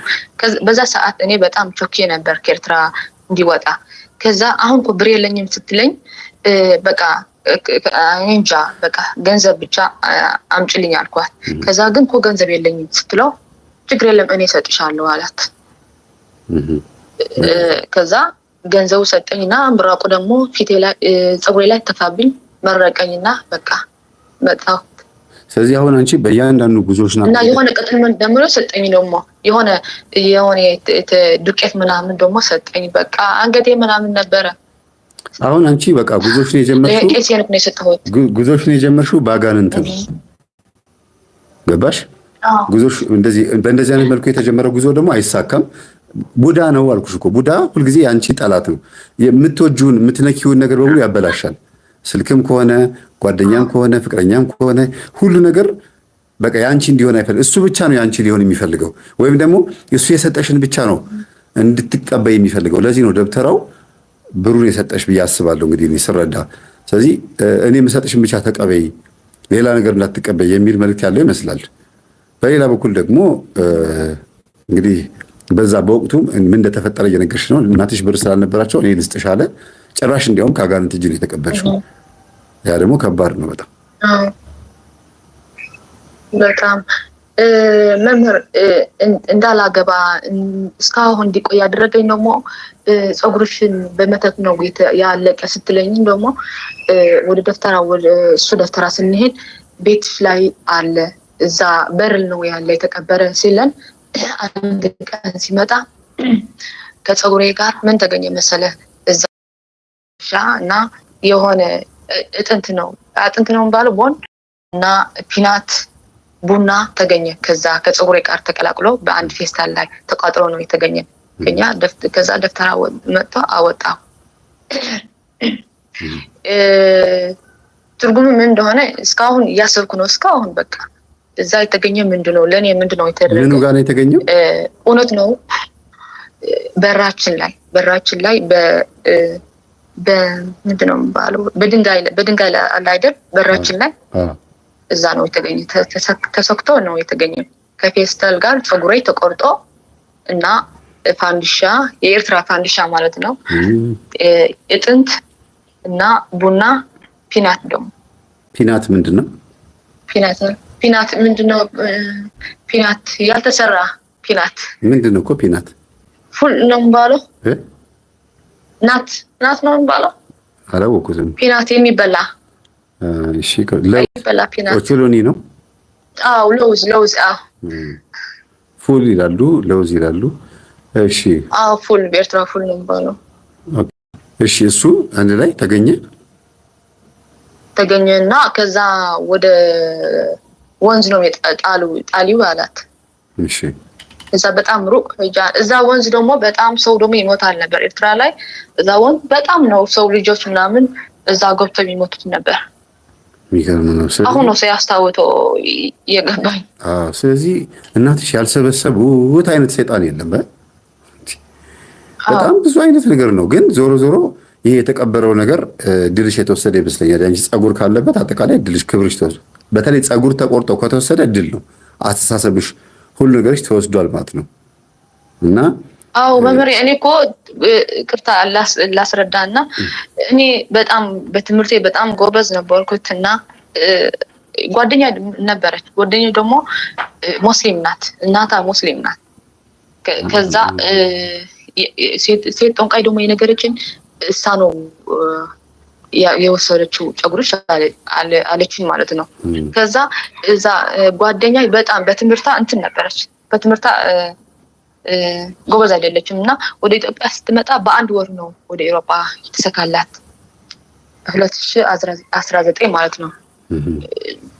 ምናልባት የኔ ሁሉ ነገር እድሌ ተወስዶ ይሆናል ብዬ አስባለሁ። አዎ እድልሽ ተወስዷል። በእርግጥ በጣም ይገርማል። ውዳሴ ማርያም እድልሽ ተወስዶ ያ ሁሉ ዛሬ ያለበት ቤት ውስጥ ኖረሽ ዛሬ ላይ ግን ይሄንን ወሬ ስናወራ በጣም እድለኛ ነሽ ያልኩት ለዛ ነው እኮ። ቅዱስ ቁርባን እየተቀበልሽ ያለሽ ሰው ነሽ። እንደው ለጊዜው ነገሮች ኃጢአቱ እስኪለቅሽ ድረስ ትንሽ አቆም ያልኩሽ እንጂ በጣም በብዙ አይነት ነገር ተከበሽ የነበርሽ ሰው ነሽ እና እድልሽ ያ የተቀበረው ነገር የእድል መወሰድ ምልክት ነው። እያንዳንዳቸው እህሎቹ እዛ ያየሻቸው ፀጉሩ ምኑም ተቋጥሮ የነበረው ለራሱ ለሰውየው ትርጉም ይሰጠዋል። እዚህ ጋር ይሄን ላብራራ አልችልም፣ ምክንያቱም ይሄን ስራ እኔ ስለማላውቀው ስለማልሰራው ወይም ደግሞ እንደዚያ ነገር ውስጥ ስላልነበርኩኝ። ግን ፀጉር መገኘት እድል መወሰድ ነው፣ ክብርሽ መወሰድ ነው፣ ሴትነትሽን አጠቃላይ የአንቺን ማንነት ይወስዱና በአንቺ እድል የሆነ ሀገር ላይ ይኖራሉ፣ አንቺ ትንከራተቻለሽ ማለት ነው። ግን መንከራተቻ ሲስተም አለው። ለምሳሌ አሁን ያልሽው ይሄ ስደቱ ለመንፈሱ ምክንያት ነው። እስር ቤትም ምክንያት ነው። ትጣይና እስር ቤት ትታሰሪያለሽ። ግን እድልሽ ከተወሰደ በኋላ ነው ያ ነገር የሚመጣው ጣጣው የሚመጣው እና እድሉ የተወሰደበት ሰው የተቅበዘበዘና ያልተረጋጋ ህይወት ነው የሚኖረው። ምንም የተረጋጋ ነገር አያገኝም። ሰው ይታዘበዋል፣ ራሱን በራሱ ይታዘባል። ሁልጊዜ ጥያቄ ብቻ ነው፣ መልስ የለም። እንደዚህ አይነት ነገሮች አሉ። የእድሉ የተወሰደና አንቺም ቶሎ ወስኝና ወደ ሀገርሽ ግቢ ያልኩት ለዛ ነው። ወደ ሀገር ኤርትራ ማለት ነው። አላውቅም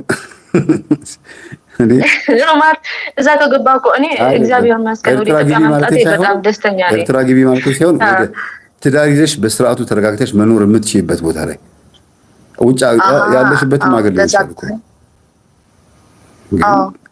እና የተረጋጋ ህይወት ለመኖር በቃ እንደ ማንኛውም ሰው ልጅ ወልደሽ ቤት ውስጥ ኖረሽ ከባልሽ ጋራ ደስ የሚል ኑሮ መኖር የምትችይበት ነገር አስተካኪ።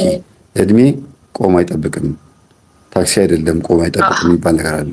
እድሜ ታክሲ አይደለም አይጠብቅም ቆሞ ምናምን የሚባል ተረት አለ። ስለዚህ በተቻለሽ መጠን እባክሽን አስቢበት። የምትለገኝ ነገር በሙሉ እግዚአብሔር አንቺን እንዳስመለጠሽ ዳሽ ነው የሚያሳየው። ሲረዳሽ ደግሞ ተረጅለት። ሲያስመልጥሽ ከሰይጣን እጅ ላይ ከጥርሱ ላይ ሲቀማሽ ተቀሚለት እንጂ አይ ብዬ ቆይ ትንሽ እቆያለሁ ነው የሚባል ነገር አይሰራም። ወደ ኃጢአት የምትመለሽ ከሆነ እግዚአብሔር ሲቀማሽ ተወኝ እንደማለት ነው። እንዴ ለራስሽ ብዬ ነው ሲል ቆይ በእናትህ ትንሽ ጠብቀኝ እንደማለት ነው። ያ ደግሞ ሪስኩን የምትወስጂው ራስሽ ነሽ፣ ኃላፊነቱን የምትወስጂው እሱ ሲያወጣሽ። አንቺ የምትመለሽ ከሆነ ድጋሚ ለሚደርስብሽ የህይወት እንግልት አንቺ ነሽ ዋጋውን ኃላፊነቱን የምትወስጂው። ማናችሁ ንስሐ ለገባችሁበት ኃጢአት እንዳትደግሙት ተብሎ ለተነገራችሁ ማንኛውም የልማድ ኃጢአትና ችግሮች ኃጢአቶች የሚባሉ በአጠቃላይ ደግማችሁ ኃጢአት ስትሰሩ ኃላፊነቱ የምትወስዱት ራሳችሁ ናችሁ። ለዛ ሰው ከመጀመሪያው ላይ ሁለተኛው ይብስበታል የተባለው ማቴዎስ 12 ላይ 44 ላይ ይሄን ነው። አንድ ሰይጣን ከሰው ከወጣ በኋላ ወደ በረሃ ይሄዳል። በረሃ ሄድና ማረፊያ ሲያጣ ውሃ ሲያጣ ተመልሶ ይመጣል። ውሃ ስላችሁ የሚጠጣው ሳይሆን እርካታ ማለት ነው። ተመልሶ ወደ ነበርኩበት ቤቴ ልግባ ይላል። እንደገና ሲመጣ በጸበል አባራችሁት፣ በጾም ጸሎት፣ በስግደት በተለያየ አይነት መንፈሳዊ ጦርነቶችና የጦር ዕቃዎች አባራችሁት። እንደገና ሲመጣ አሁንም ኃጢአት እየሰራችሁ ካገኛችሁ መጀመሪያው ይልቅ ሁለተኛ ላይ ጠንካራ ሆኖ ከራሱ የከፉ 7 አጋንንት ይዞ ነው የሚመጣው። ለምን? መጀመሪያ ቀጥቅጦ ስላባረረኝ ብቻዬን አልችለውም ብሎ ሌላ 7 ይዞ ይመጣል። እሱ 8ኛ ሆኖ ይገባና ድቅቅ ነው የሚያደርጋችሁ። ለዚህ ሰው አለ ኢየሱስ ክርስቶስ ሲናገር ልክ ቁጥር 44 ላይ ማቴዎስ 12 44 ላይ ለዚህ ሰው ይልቅ ከመጀመሪያው ሁለተኛው ይብስበታል፣ በጣም አደገኛ ነው የሚሆንበታል። እና እግዚአብሔር ሲቀማሽ ከአጋንንት እጅ ላይ ከመጥፎ ቦታ ላይ ሰብስቦ በጸሎት ቦታ በቤተ ክርስቲያን ሲሰበስብሽ ተሰብሰቢለት፣ እሺ በይው።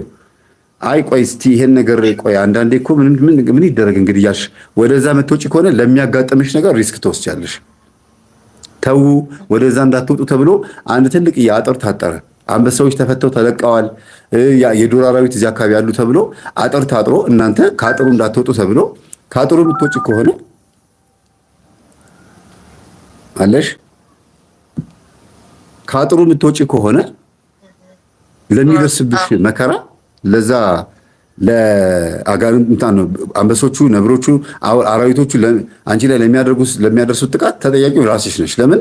ሪስኩን የምትወስጂው አንቺ እየተነገረች ስለወጣሽ ማለት ነው። እና እግዚአብሔር ሳያሳውቅ ገርፎ አይመልስም። ገርፎ ሲመልስ ደግሞ ወደዛ እንዳንወጣ አድርጎ ነው የሚመክረን። እና ከልብ እንሰበር ነው እያልኩ ያለሁት። ዮናስ ሮባ በቴሌግራም ላይ ዮናስ ሮባ ብለህ ጻፍልኝና በዛ በኩል አናግርህ። ኮሜንቱን እየጻፍክ እኮ አድማጮቹን ረበሽካቸው። በውስጥ በኩል ጻፍልኝ። በቴሌግራም ላይ ስልክ ቁጥር ጻፉለት፣ የቴሌግራሙን ቁጥር ጻፉለትና የዚህ ላይቭን ዮናስ ሮባ ብለህ ጻፍና በውስጥ በኩል ላናግርህ። እዚህ ላይ አናግረኝ ብትለኝ በምን ላናግርህ? ስልክህን አላገኘው፣ አድራሻ የለ፣ ምን ላድርግህ? እና እንደዚህ ብላችሁ እዚህ ላይ መምህር ፈልጋለሁ ብትሉ ጥቅም የለውም። እዚህ ቴሌግራም ላይ ያለውን ማነው ዩቲዩብ ላይ ያለውን የዩቲዩባችሁን ስም ራሱን እዚህ ላይ ስትጽፉት በሱ ሰርች አድርጌ ያገኛችኋለሁ። እዚህ ጋር ሌላ፣ እዛ ጋር ሌላ። ዩቲዩብ ላይ ያለው ስማችሁ ሌላ፣ ቴሌግራም ላይ ያለው ስማችሁ ሌላ። በምን ሰርች አድርጌ ላገኛችሁ? እና ይሄን ይመስላል። እህቴ በጣም አመሰግናለሁ። ተባረኪ። ሰዓት እየሄደብን ስለሆነ አመሰግናለሁ። አመሰግናለሁ። ጎበዝ መምሬ፣ በጣም አመሰግናለሁ። ጎበዝ። በበቃኝ አሸንፍኝ እኮ። እሺ፣ አመሰግናለሁ። እሺ፣ ሰላም ነኝ። እግዚአብሔር በቃ ስልክን ትደውልልኝ ትችላለህ? ሃይ ብዬሻለሁ። በተመቸ ሃይ አልኩሽ እኮ። እሺ፣ አመሰግናለሁ በጣም።